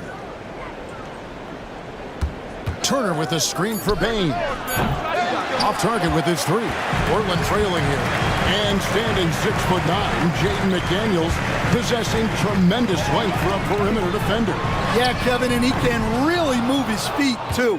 Jaden McDaniels is clearly one of the best and most versatile perimeter defenders in the league. I can't believe he missed that 3. Regardless, that's not a shot the defense should be giving him. McDaniels in the post. Dick defending. Pass to Haywood. Over to the left wing. Now here's McDaniels. He's guarded closely. Well, that one should be in his wheelhouse, but just off the mark. Oh, and there's the alley-oop. Stolen by McDaniels. Schroeder outside. Fires the 3. And oh boy, a lot of contact there, but he gets the call and will shoot 2. Every game Haywood plays, I wish good luck to whoever has the job of keeping him off the boards, because it's literally impossible. He is a driven player on the backboard. Take a break. Take a break. 2 shots.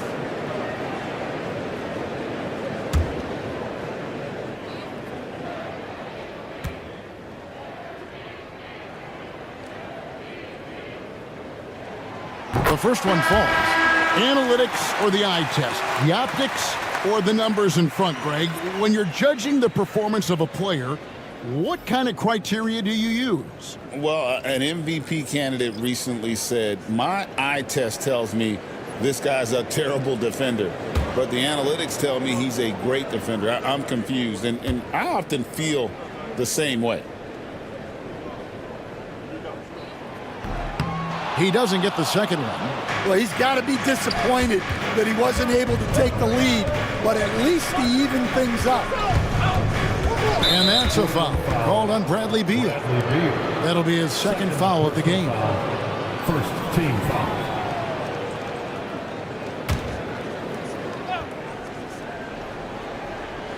second quarter. We're a little over a minute and a half in. And here's Gilgeous-Alexander outside. A three-pointer is right on target. Gilgeous-Alexander's got 6. Pass to Toppin. Toppin sets a screen for White. And right away, they match it with a three-pointer of their own. White's got the game tied up here for the Trailblazers. Outside Turner.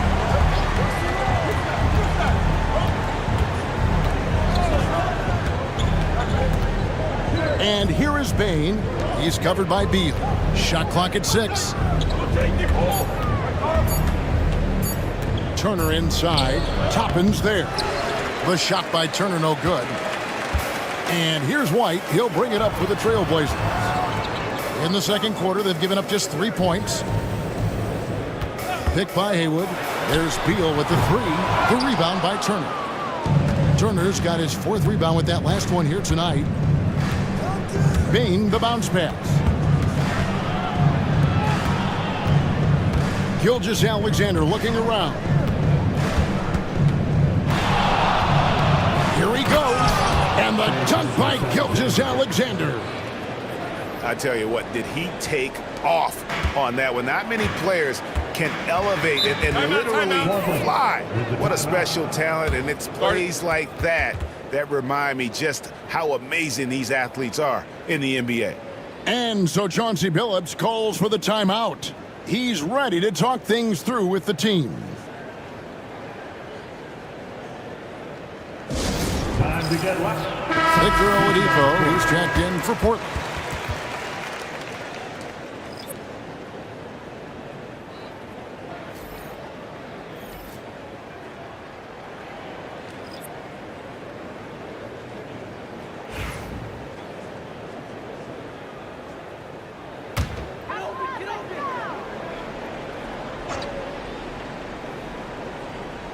Here is Haywood. Oladipo outside from past the arc. Buries it from three-point range. Oladipo's got 6. No shortage of drama here early on. Yeah, 8 lead changes already. Huge number this early. Williamson is screen on White. Outside, Gilgeous-Alexander. Shot clock at 5. Haywood with the rebound. Haywood's got 8 rebounds in this game. Elo the pass to White. Inside. Here's Toppin. The dunk and the foul. A powerhouse move, and he's got a chance for one more at the line. It's going to be on Miles Turner. And a closer look here at the scoring breakdown for Portland. Well, the thing about hitting early threes, it spaces the floor and makes things a lot easier offensively. And something else that's working for them is ball movement. A lot of their points so far have come as a result of smart plays. Free throw is good by Toppin. Hey, Greg, Kobe White has proven he can run the show. Well, he's more than just a scorer. He's become a quality playmaker with better decision-making. But his biggest improvement has been his efficiency. Now, here's Gilgeous-Alexander. He's got 8. Shoots over White. And it'll go. And the Blazer lead is cut down to just 2 points on the bucket from Gilgeous-Alexander. Outside, White. Portland moving the ball around. And how about the poise there by Horford? Lets the defender make the mistake, and now he's headed to the line. First trip to the free throw line for him in this one. At the line for Portland, Al Horford taking 2 shots. Take a break. Take a break. 2 shots.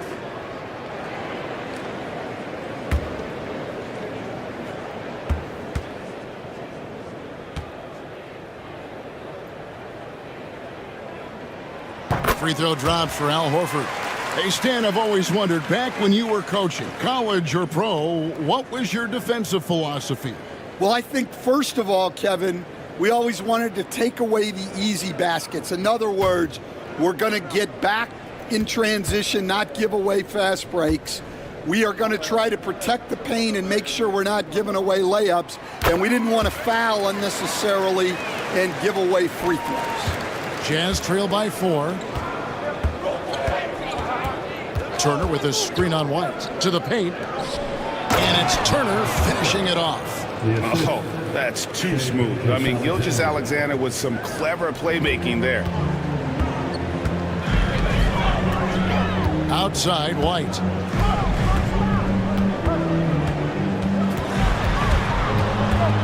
Oladipo outside.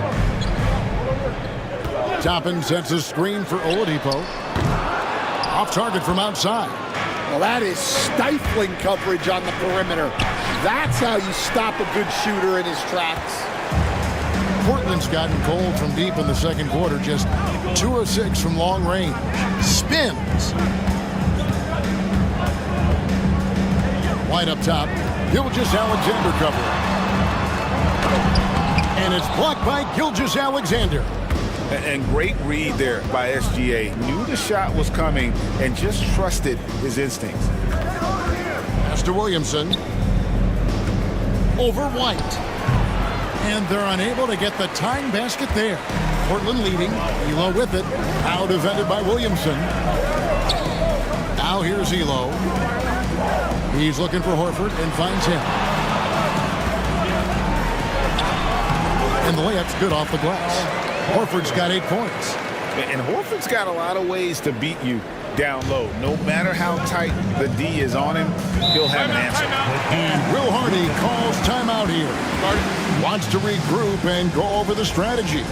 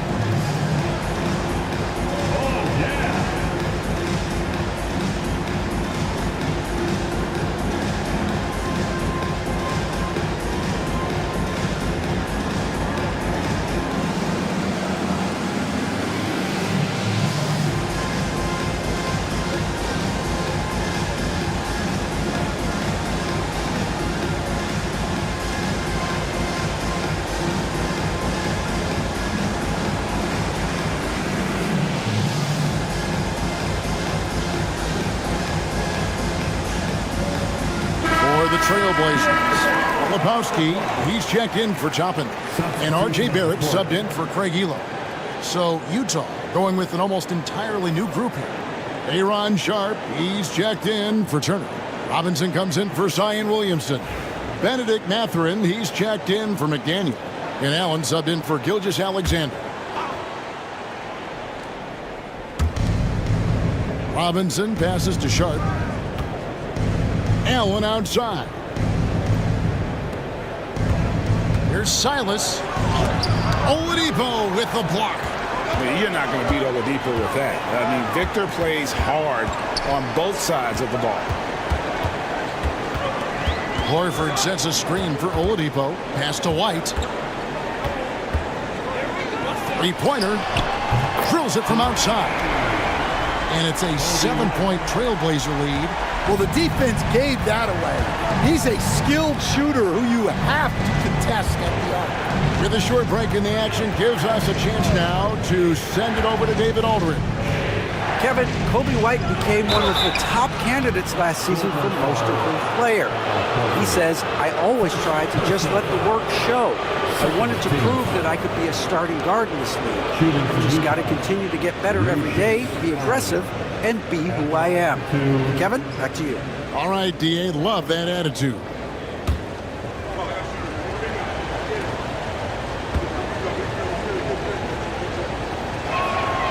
First free throw is good. Stan, I've always admired you come from a coaching family. Was there a point growing up you knew you wanted to be a coach? Yeah, look, I loved being around the game, and So two things happened that drove me into coaching. Number one, I loved baseball and I couldn't hit one, so that was out. And I wasn't a good enough basketball player to go on that way, so if I wanted to stay involved in the game, that's when I knew I wanted to be a coach. But your dad had a little bit of that in his background. I say in a little kind of tongue-in-cheek, right? He was a guy that led the way in your interest there. Yeah, my dad coached for over 40 years, and I think he had a great passion for it and always used to tell us that he never actually felt like he worked a day in his life. He loved it so much. Following in his footsteps. Terrific story.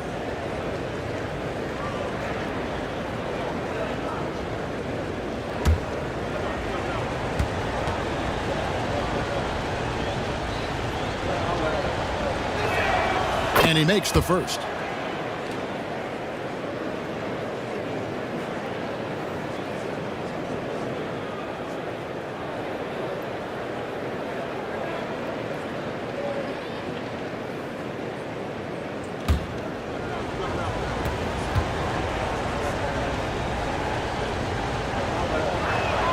That one falls, so he hits both of them.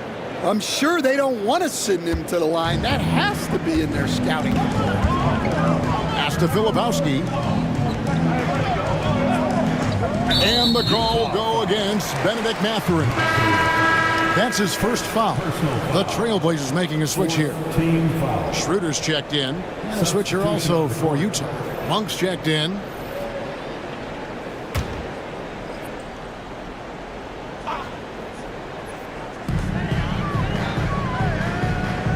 Schroeder outside. The rebound by the Jazz. Allen with the ball. Now guarded by Schroeder. Outside Robinson. Pass to Monk. Nice ball movement by Utah. Clock at 6. Now Robinson.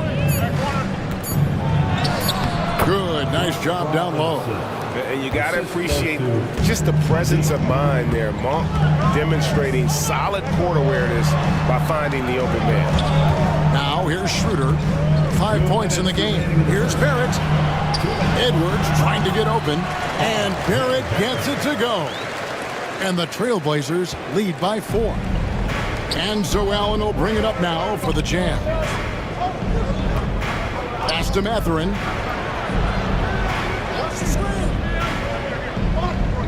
Back to Robinson.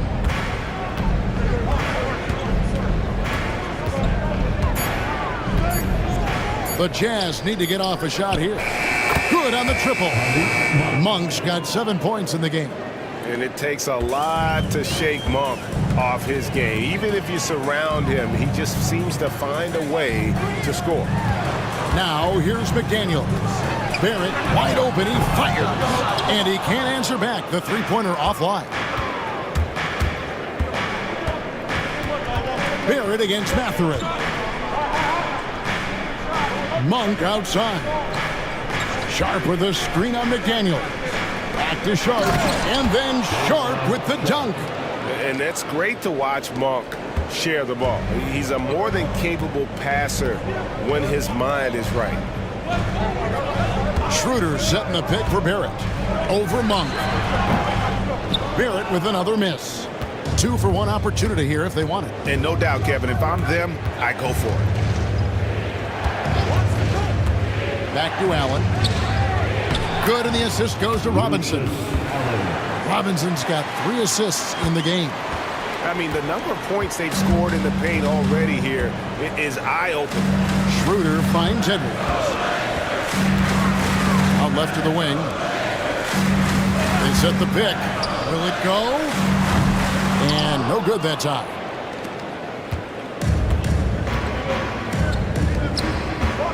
Here's Mathurin, and he could not get that one to go. A lot of contact, and he'll go to the line for 2. That's on Jaden McDaniels. All the officials are all over that one. The Jazz have made 7 out of 9 when they've stepped to the line. 2 shots.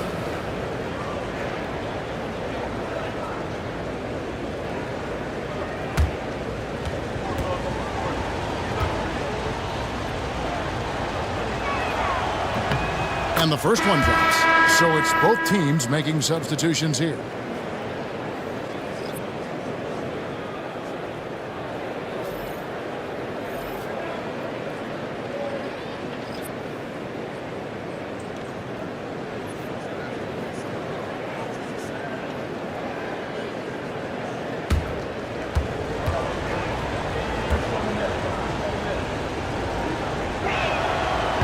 Mathurin hits them both.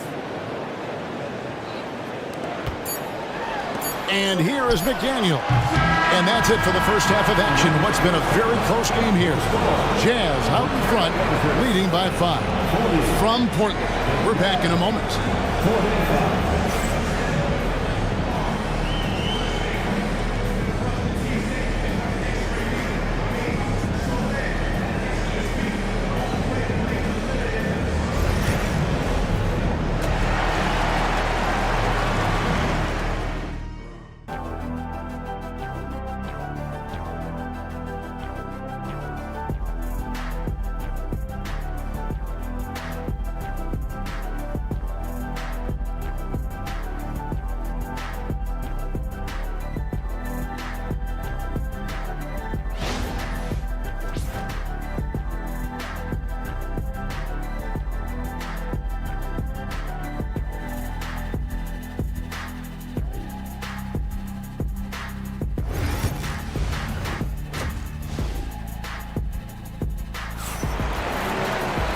We've got second half action for you, and if the next couple quarters are similar to the first, this one could go down to the last possession. Shai Gilgeous-Alexander really making a difference here. Man, he's been running wild on him through that first half. Absolute dynamite on offense. Yeah, and in terms of slowing him down, I think they're going to have to change things up. Give him some different looks.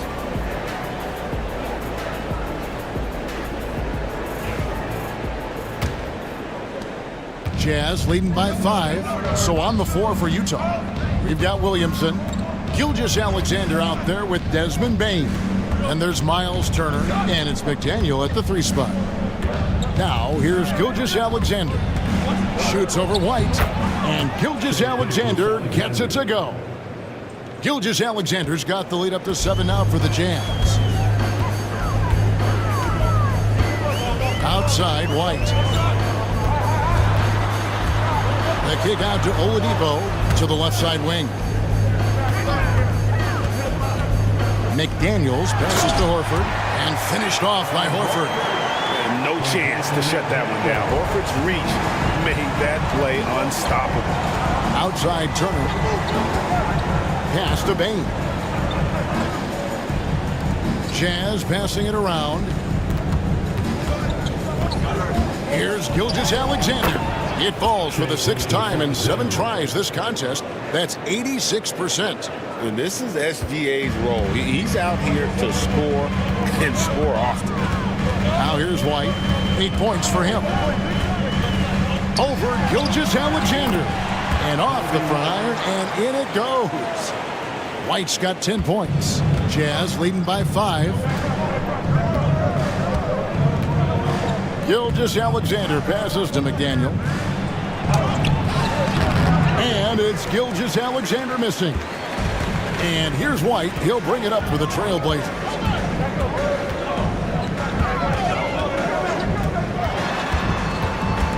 Oladipo outside. Down to 5 on the shot clock. Turner with the steal. Williamson against Haywood. Gilgeous-Alexander. And the shot goes in. 16 points for Shai Gilgeous-Alexander. Well, you can see why he's a go-to guy for them. They trust in his ability to shoulder the offensive load. And we've got a timeout called by Chauncey Billups. He wants a minute here to get things straightened out with his team.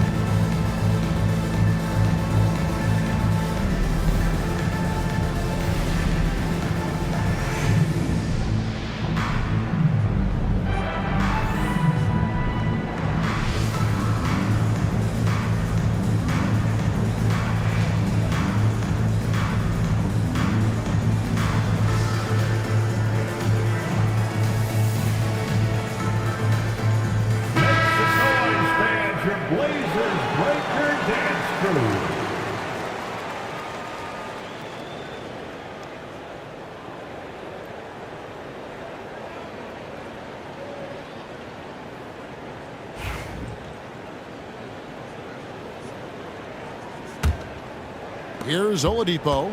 6 points for him.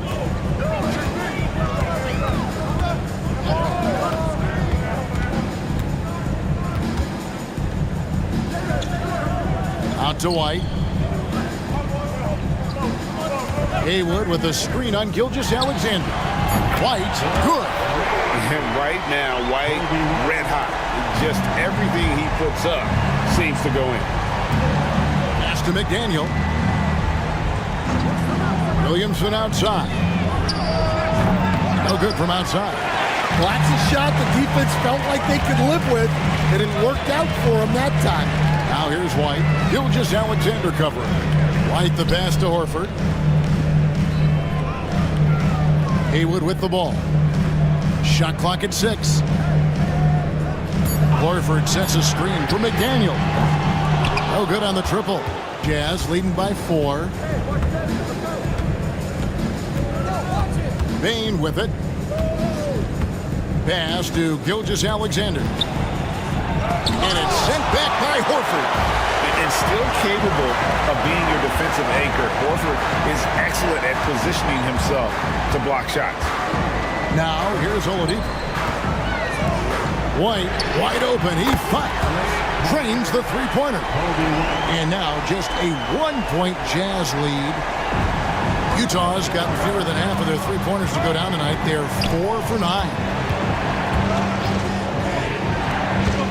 Here's McDaniel. Haywood covering. Bane for 3. Sinks the triple.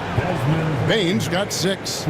Matching baskets from the perimeter, an earmark of today's game. And sometimes you get in a shootout like this, but you just hope that you can get a stop first. Haywood kicks to White. Oladipo outside.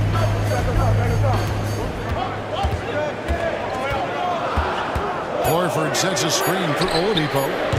They get the rebound. And another shot. And it's sent back by Turner. A kick out to Bane. Back to Williamson. Pass to Bane. Here's Gilgeous-Alexander. And a lot of contact on that one, so he'll shoot 2 here. And able to get himself to the line. SGA so crafty inside there to get the contact. And a look now at how the offensive approach has been going here so far for the Jazz. Well, they've really been sharing the basketball. All coaches talk about that, try to get their teams to do it. It's really great when you see it in action.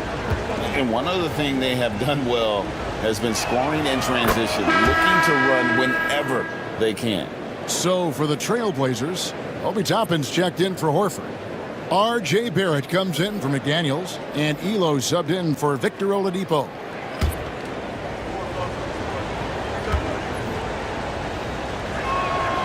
Off on that one, so he goes 1 for 2 at the line. And this guy just does everything. Scores, passes, good rebounder, just an all-around terrific basketball player. Now here's White. He's got 16. Gilgeous-Alexander with it. And it's Toppin picking him up. Gilgeous-Alexander against Toppin. With the teardrop, Silas. And it's Portland with the rebound. Throws it up high. Stolen by Robinson. In transition, here come the Jazz. Silas, that's good. In so many different ways, Dick gets the ball to his teammates. Always on time and on target. And we've got a timeout called by Chauncey Billups. He's made the decision. He wants to huddle up with his guys.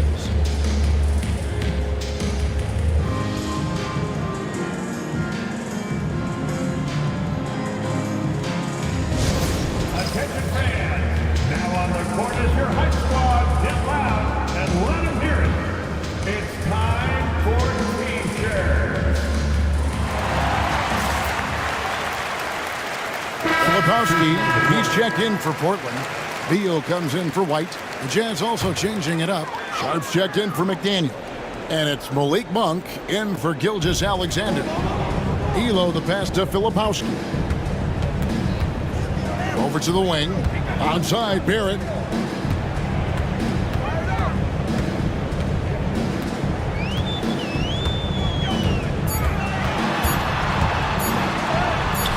hits the bucket. Can't allow Barrett that kind of positioning. He's just too skilled at finishing, even when you try to get physical with him. Outside Robinson. To the middle. Pass to Silas. Filipowski grabs the board. That's not a bad shot at all. It just didn't go in. Sometimes the process is right, and you still get a bad result. Toppin passes to Beal. Portland moving the ball around. Here's Filipowski. Rebounded by the Jazz. Sharp's got 4 rebounds now tonight. Here's Silas. And that'll be 2 free throws coming up. Officials on the call with the foul. Bradley Beal picks one up. The Jazz have shot 10 of 13 from the free throw line. Shooting for Utah, James Silas. Taking 2 shots. Shooting 2.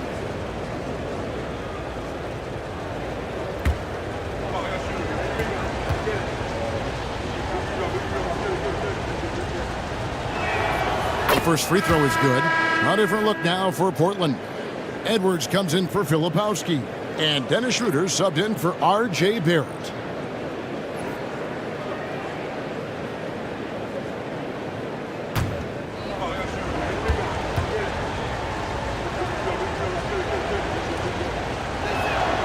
And that's good as he hits both of his shots. Trailblazers trail by 7. They've been looking out of sync offensively. Yeah, their offense has ground to a standstill. Down low. Now here's Beal. D right on him. Not going to go that time.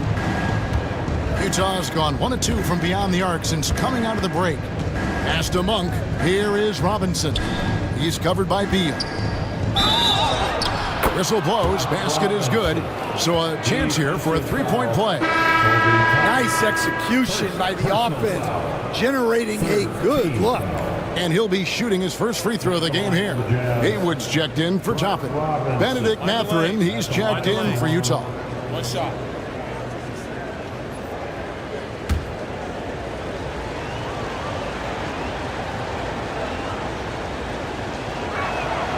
Free throw good, Robinson. So it's Portland now. It's a 10-point game. Pass to Haywood.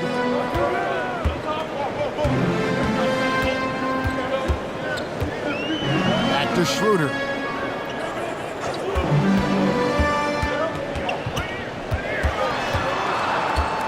Portland needs to get off a shot. Here's Elo. And good. Got the English that time as it falls. Elo's got his first 2 points. Ooh, that is a tough shot. Outside Robinson. Sharp sets the pick for Robinson to the middle. And then Sharp with the dunk. Putting that pass right in his stride. Didn't have to slow up and was able to complete the play. Pass to Haywood. Now Edwards. Defended by Sharp. Haywood with a screen on Monk. And it's Schroeder missing. Here's the Jazz with the ball. They're on a 13-4 run. Dick with it. He's covered by Beal. Outside Robinson.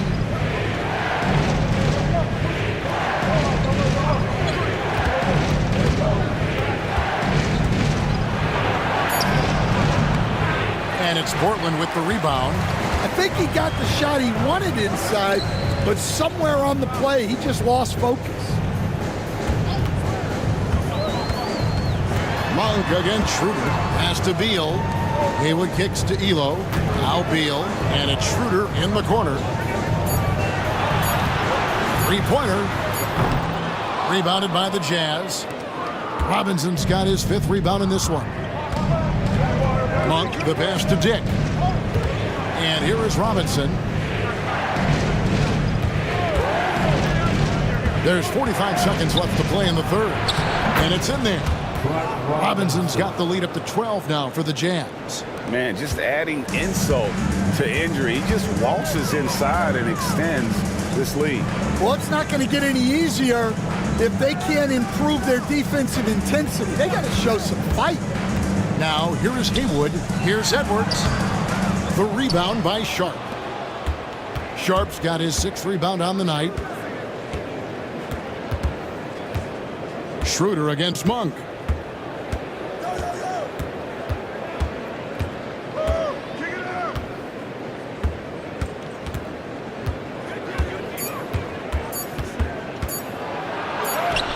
And he hits it just before the shot clock expires.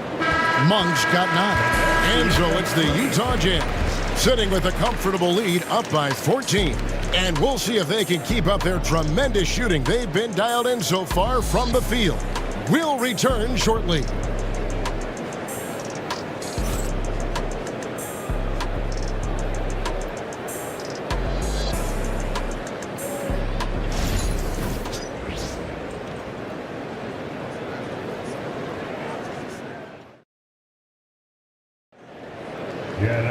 And we reach the 4th quarter in a game that may be already out of hand.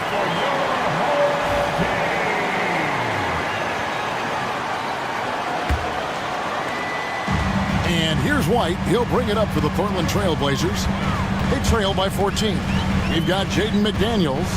Haywood is out there with Horford. Then it's White, and it's Beal in at the shooting guard position. That's the group in the game for the Trail Blazers. Now here's Beal, just 5 on the clock. Here's White, drains it from beyond the arc. White's got 11 in the second half. And you can tell he's looking for his shot. He just believes in it. Well, yeah, and the defense is going to have to respond to that and chase him off the arc. Here's Allen. Back to Williamson.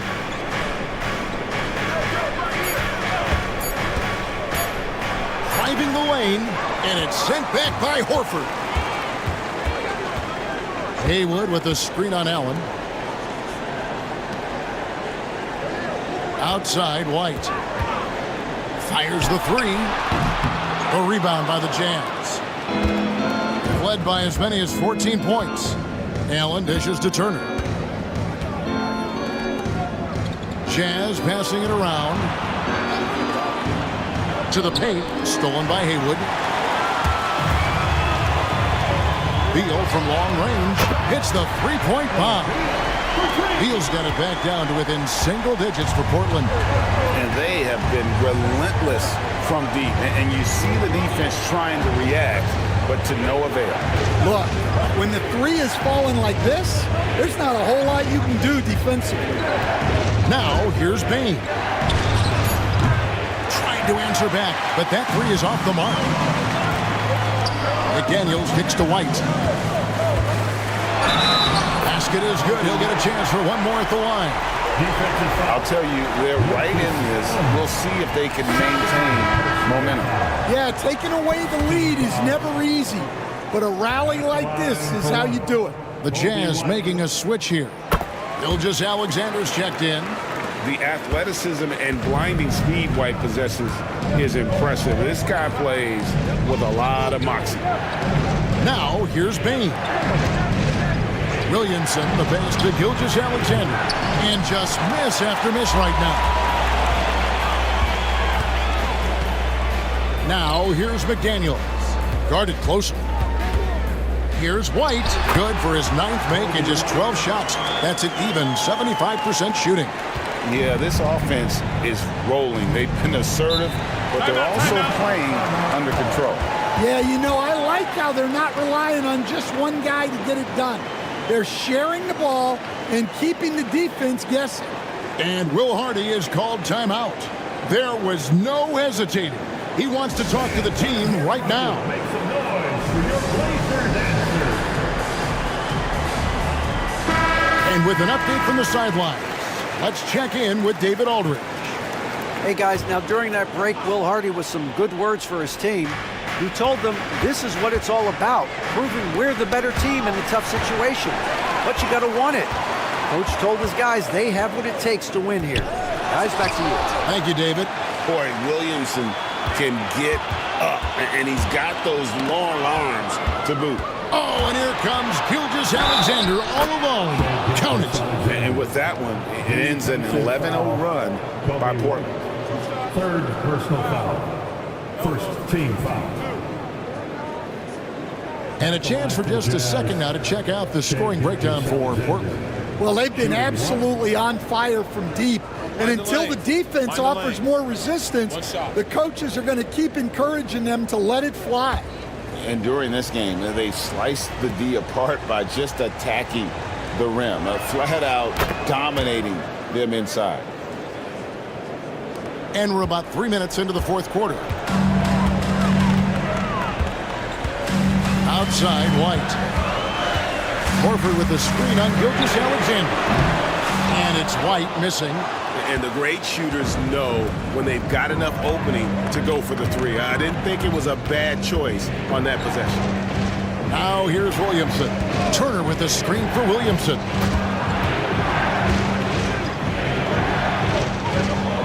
Four on the clock. And there's Payne. That's good on the assist by Williamson. And now an 8-point Jazz lead. Fourth quarter of play, and over 3.5 minutes have gone by. Now White. And he's fouled pretty hard on that shot, but he's got the chance to pick up the points at the line. That one on Gilgeous-Alexander. Well, White can attack fast, and the defense was unprepared to contest him cleanly. Kobe White, 2 shots.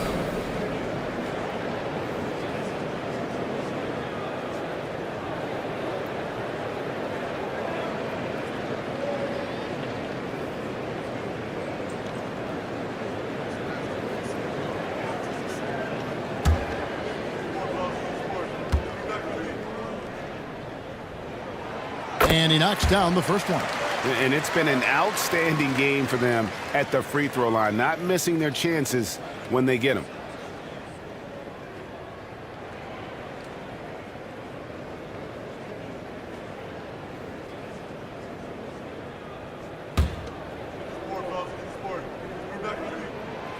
Second free throw, no good.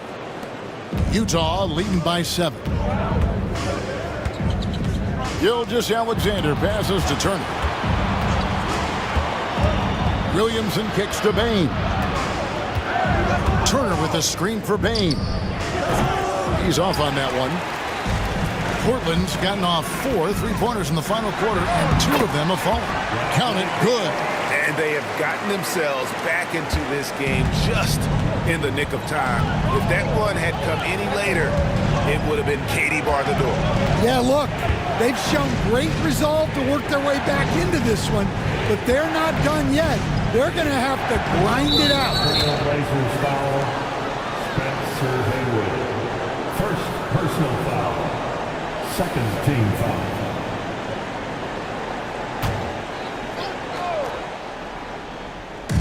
Pass to Gilgeous-Alexander.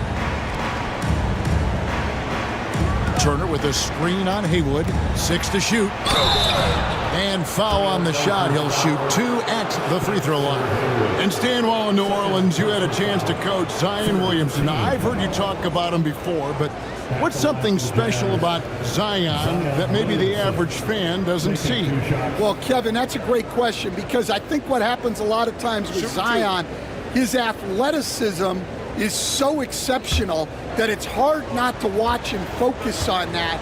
But Zion is both very, very smart and a very unselfish player. Nothing makes him happier than an assist to a teammate. Well, that's a terrific assessment.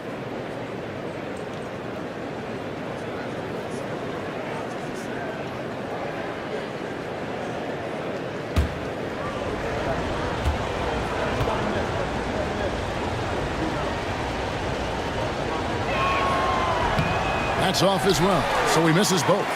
So, Coach, thinking about Zion Williamson and his impact on the game, sometimes his playmaking can be overlooked a little bit.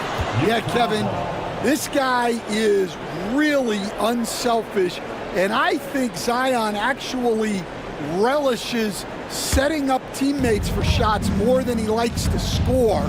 He knows he's going to draw a lot of attention, and he creates shots for his team. Just hearing you talk, I know you really like him, even personally, don't you? You love him as a player, but personally you like him. Just a great person. hard to stop Turner in close. As soon as he has prime positioning, he is going for the slam. Here's Beal, and that one clearly a foul. Gets the whistle, and 2 shots coming up. Yeah, way to play in attack mode and get to the line. Team foul. At the line for 2, Bradley Beal.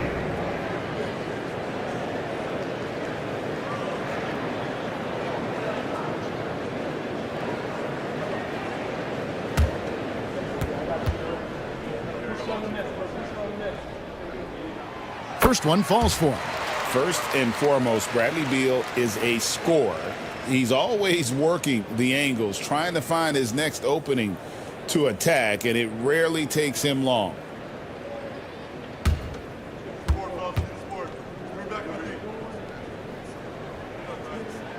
And both free throws good for Beal. And the Jazz with possession here. They've led by as many as 14 points. Payne for 3. That falls. Nice speed that time from Turner. Payne's got 5 points in the quarter.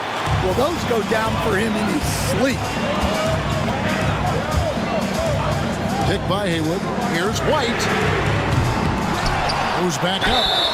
And oh boy, a lot of contact there, but he gets the call and will shoot 2. It's going to be on Miles Turner. 4th team foul.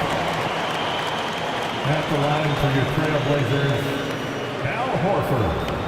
Taking 2 shots.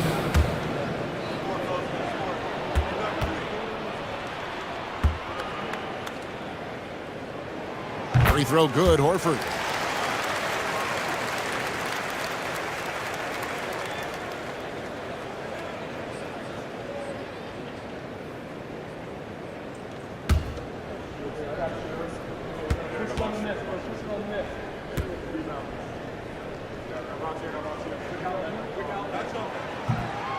So Horford gets 2. And Gilgeous-Alexander's got the ball here for the Utah Jazz. 6-point lead. Wide open look. Horford with the rebound. Horford's got 9 rebounds in the game. Getting it done. Pass to White. Horford sets a screen for White. Connects from 3-point range. White's got 28 points for the game. Well, that's White shaking him off, creating room off the dribble. And here is Williamson. Haywood covering. Count it, and the foul. That one on Horford. How about that move? You'll see very few players able to pull off. Just sensational stuff. Shooting for Utah, Zion Williamson. At the line for 1.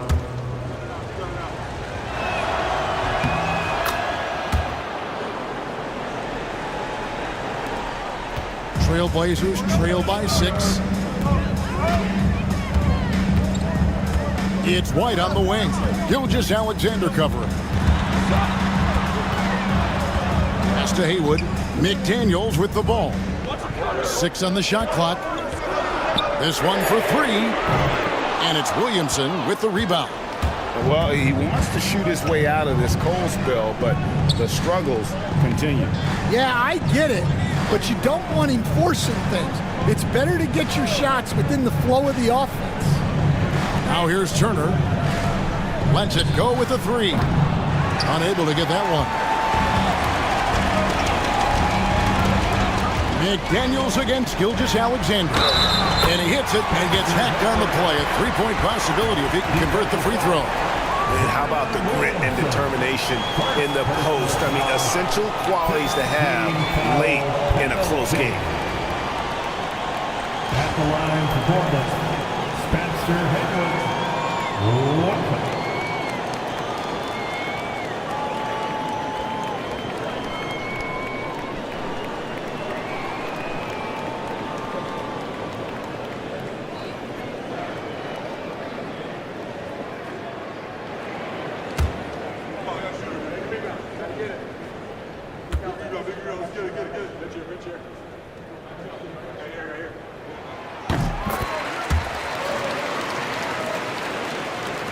Jazz leading by 3. Now, here's Gilgeous-Alexander.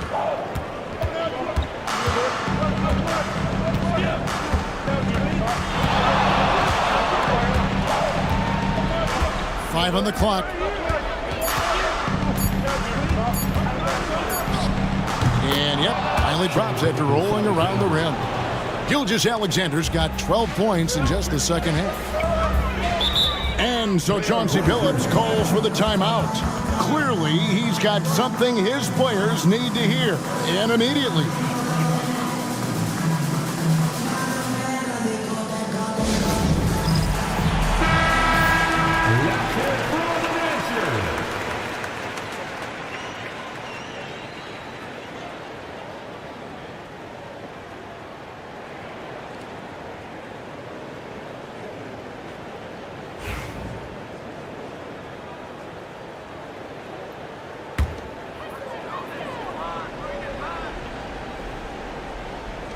And it's the Trailblazers with the ball. And here is Beal. Back to White. From the arc. McDaniel grabs the miss. Outside, Gilgeous-Alexander. We've got 1:55 left in the fourth quarter of this one. His 15th try is a miss. Now 9 for 15 from the floor.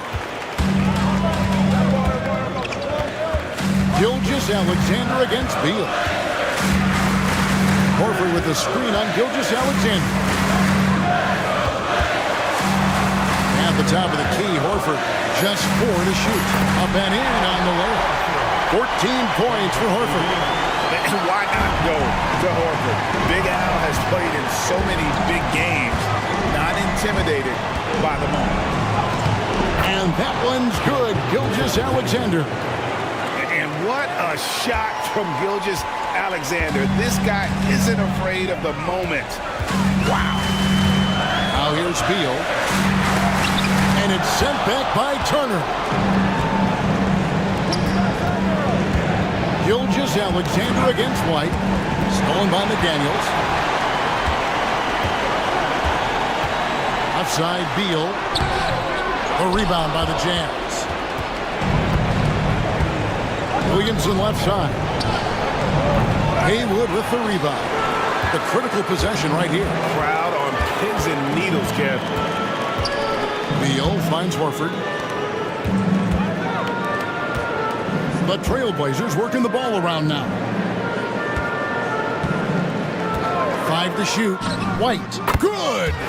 What a beautiful shot to bring him to within 3. And White understands his role on this team. They look to him to drain that jumper. 15 foul. At the line for the Jazz, Desmond Bain. 2 shots. Shoot 2.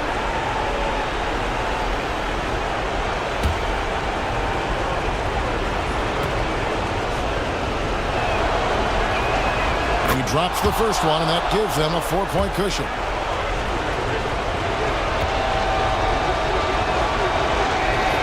And so he drops them both.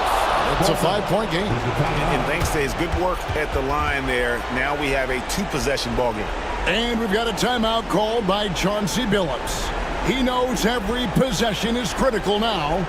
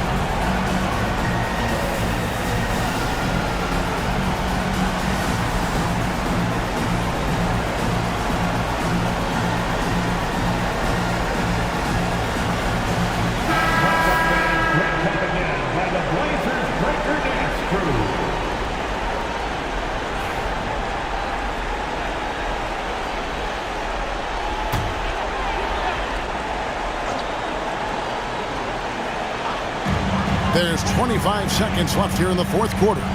Beal, that's for two. A rebound by the Jazz. Well, it's just not been his night. He's finding good looks, but they're just not falling. First free throw is good, and that increases their lead to 6. And he is unable to get the second one. So it's Portland now. It's good! What a beautiful shot to bring him to within 3. Heavy incoming from beyond the arc, a key part of their initiative this entire fourth quarter. Yeah, it's always a little risky to lean this hard on the three-point shot. But when you're knocking him down, you might as well keep riding it.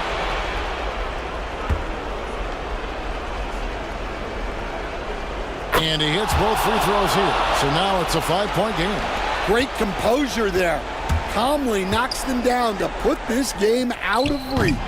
A shot by McDaniels, no good. And he's a good shooter from outside, but not sure from that deep. Yeah, it seems like everybody's jacking them up from way out there these days.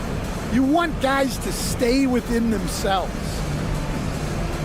And so it's Utah with the win. They seem to relish their role as the bad guy here tonight. You know, Kevin, I sense that as well. I mean, they really did feed off all of that negative energy this crowd was directing at them. I mean, they turned it around and used it as motivation to close out a significant win. And that's going to do it tonight, folks, for our broadcast. So, for Greg Anthony, Stan Van Gundy, and our reporter David Aldridge, this is Kevin Harlan saying thank you for watching. Hope you've enjoyed this presentation of the NBA on 2K Sports. And as we leave you, let's take a look at our player of the game, Shai Gilgeous-Alexander.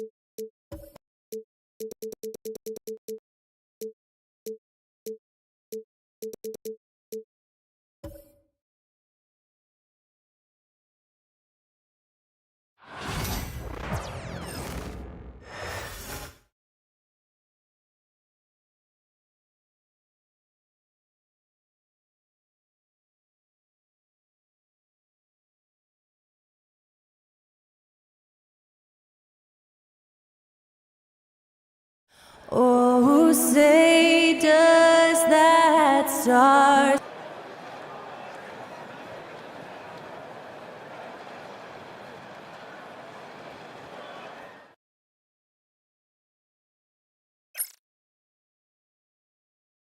Thanks for joining us here on 2K Sports.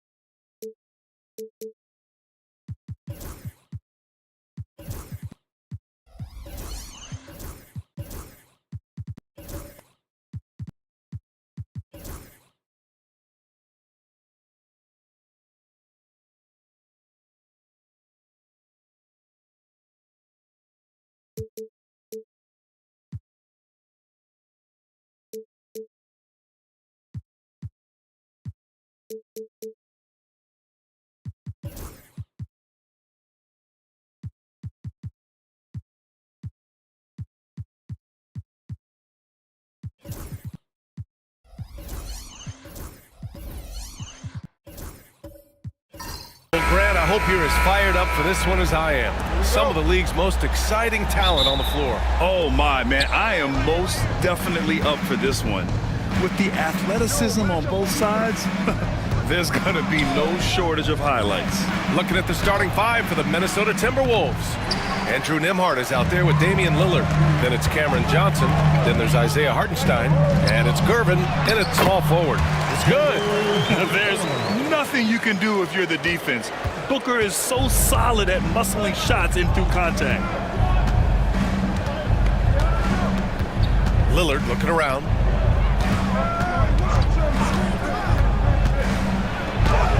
Uses the glass on the layup.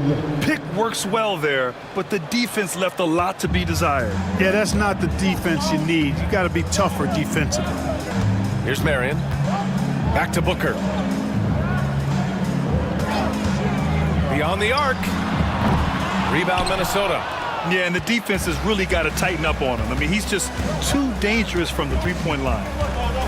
Nembhard, the pass to Johnson. Here's Gervin. 6 on the shot clock. Drummond grabs the miss. With the defense absent, that was a great opportunity, but no go.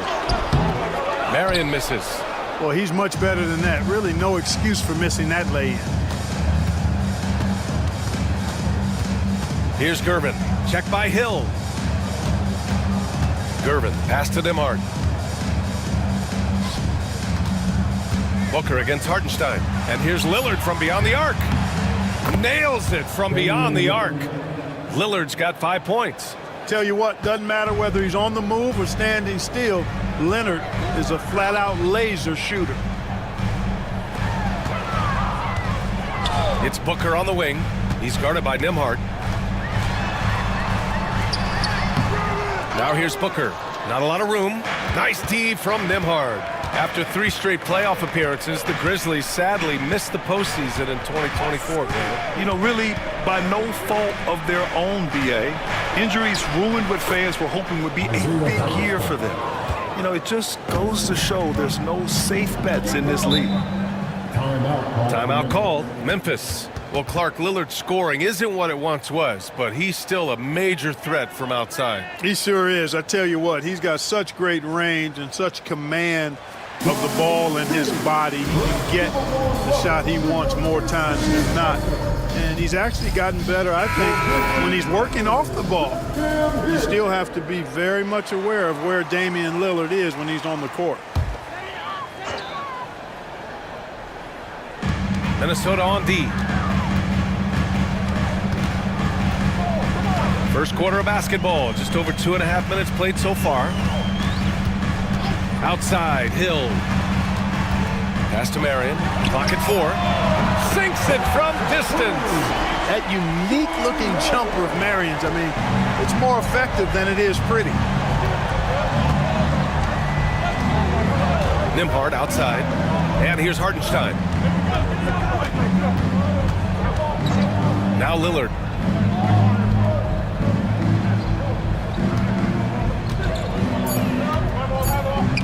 Fires from deep.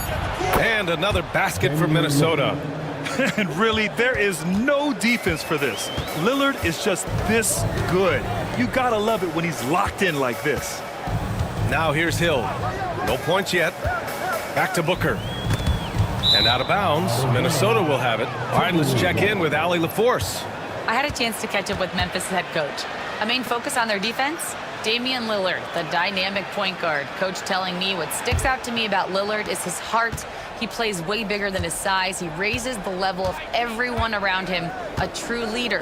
Lillard, one of the most respected players in the league, Brian. Allie, thank you. Now here's Lillard. He has 7.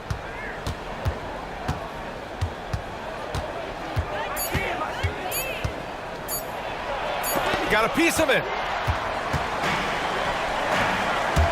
Booker on the take. Basket counts.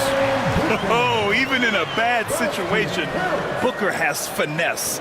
Works around the foul with grace instead of power. Well, Grant, if you talk about consistent top-level scores, Devin Booker is near the top of that list. Yeah, and going back to the 17-18 season, Devin has averaged at least 25 points every year. Book can create his own shot and finish. It's hard finding guys who can do both.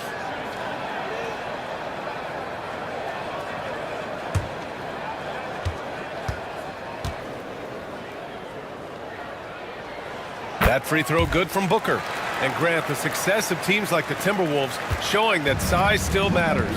Yeah, in this pace and space era, that may have come into question just a bit, but size and skill combined has always been your best bet at winning. Lillard, ooh, and he took a hard foul on the shot, so he'll head to the line to shoot a pair. Well, Grant, there are few players in the league who can attack a defense from the logo, but Lillard is one of them. Yeah, and he makes it look so easy. You have to pick him up at the half-court line, and it's been that way for about a decade.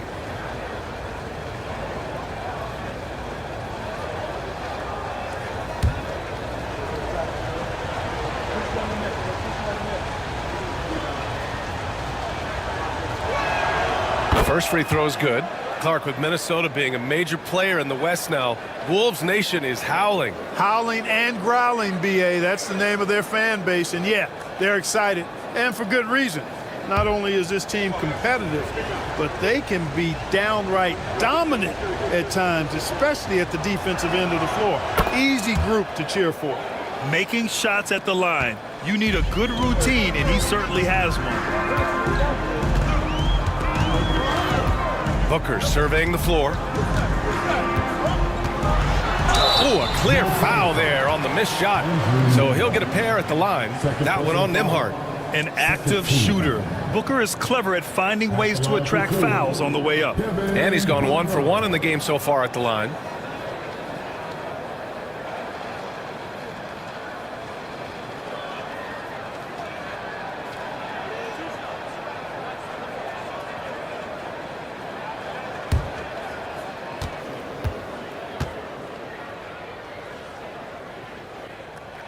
First free throw is good. Yeah, just an offensive machine. Booker generates points consistently, night in and night out. The Timberwolves making a switch here. Kispert's checked in.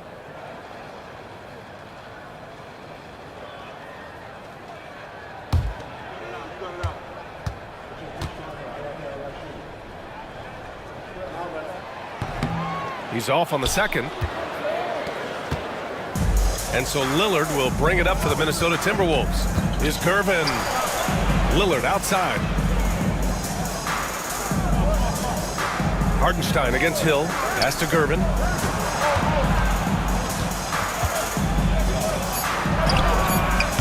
He can't get it to go. Excellent D there from Booker.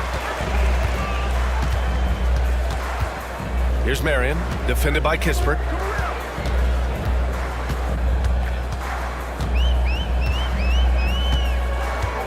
Here's Birdsong. Still no points. Hill with a screen on Johnson. Here's Birdsong.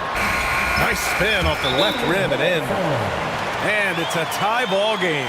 Some fire from Birdsong inside, working hard to get his shot. And Chris Finch calls timeout here. He's going to talk it over with his guys.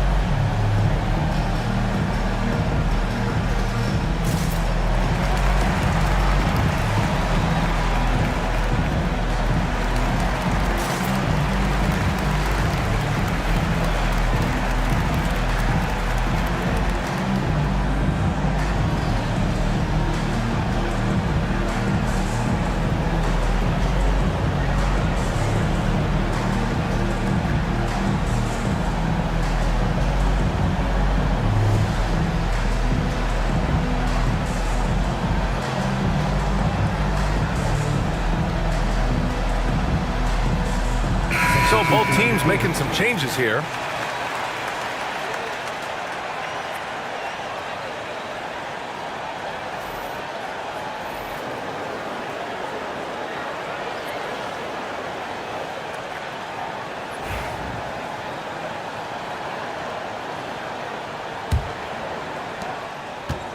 For Minnesota, they've gone 4 of 8 and looking in control.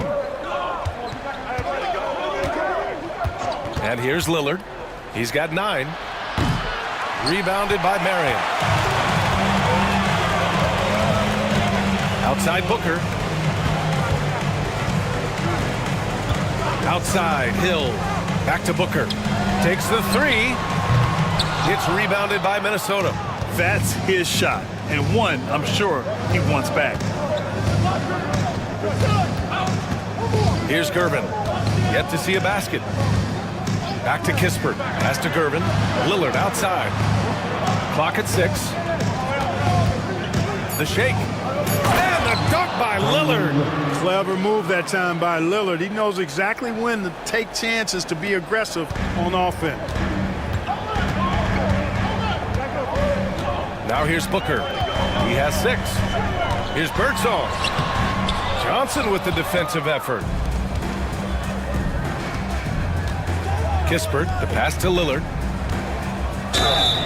And so he draws the foul, headed to the line to shoot a pair. And it's going to go on Devin Booker. Boy, it is so difficult not to foul Lillard. I mean, you never know exactly how to shade him defensively because he's so versatile. And this is his second trip to the line tonight. And guys, the numbers don't lie. I mean, he was such a reliable presence at the free throw line all throughout last season.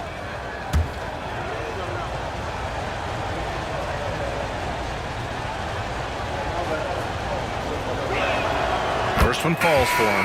Hey, certain guys just exude that it factor. Damian Lillard is a great player and a terrific leader. So both teams changing it up here.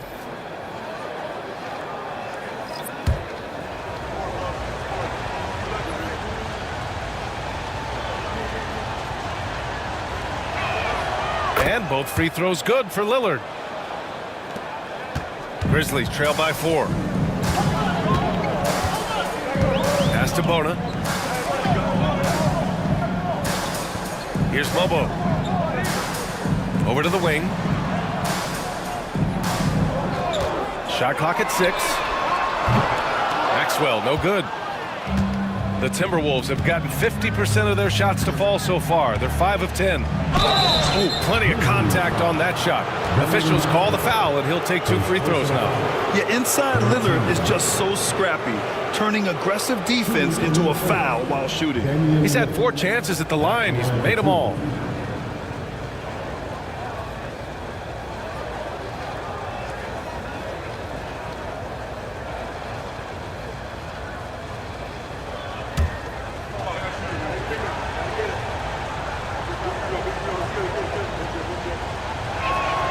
Free throw good, Lillard.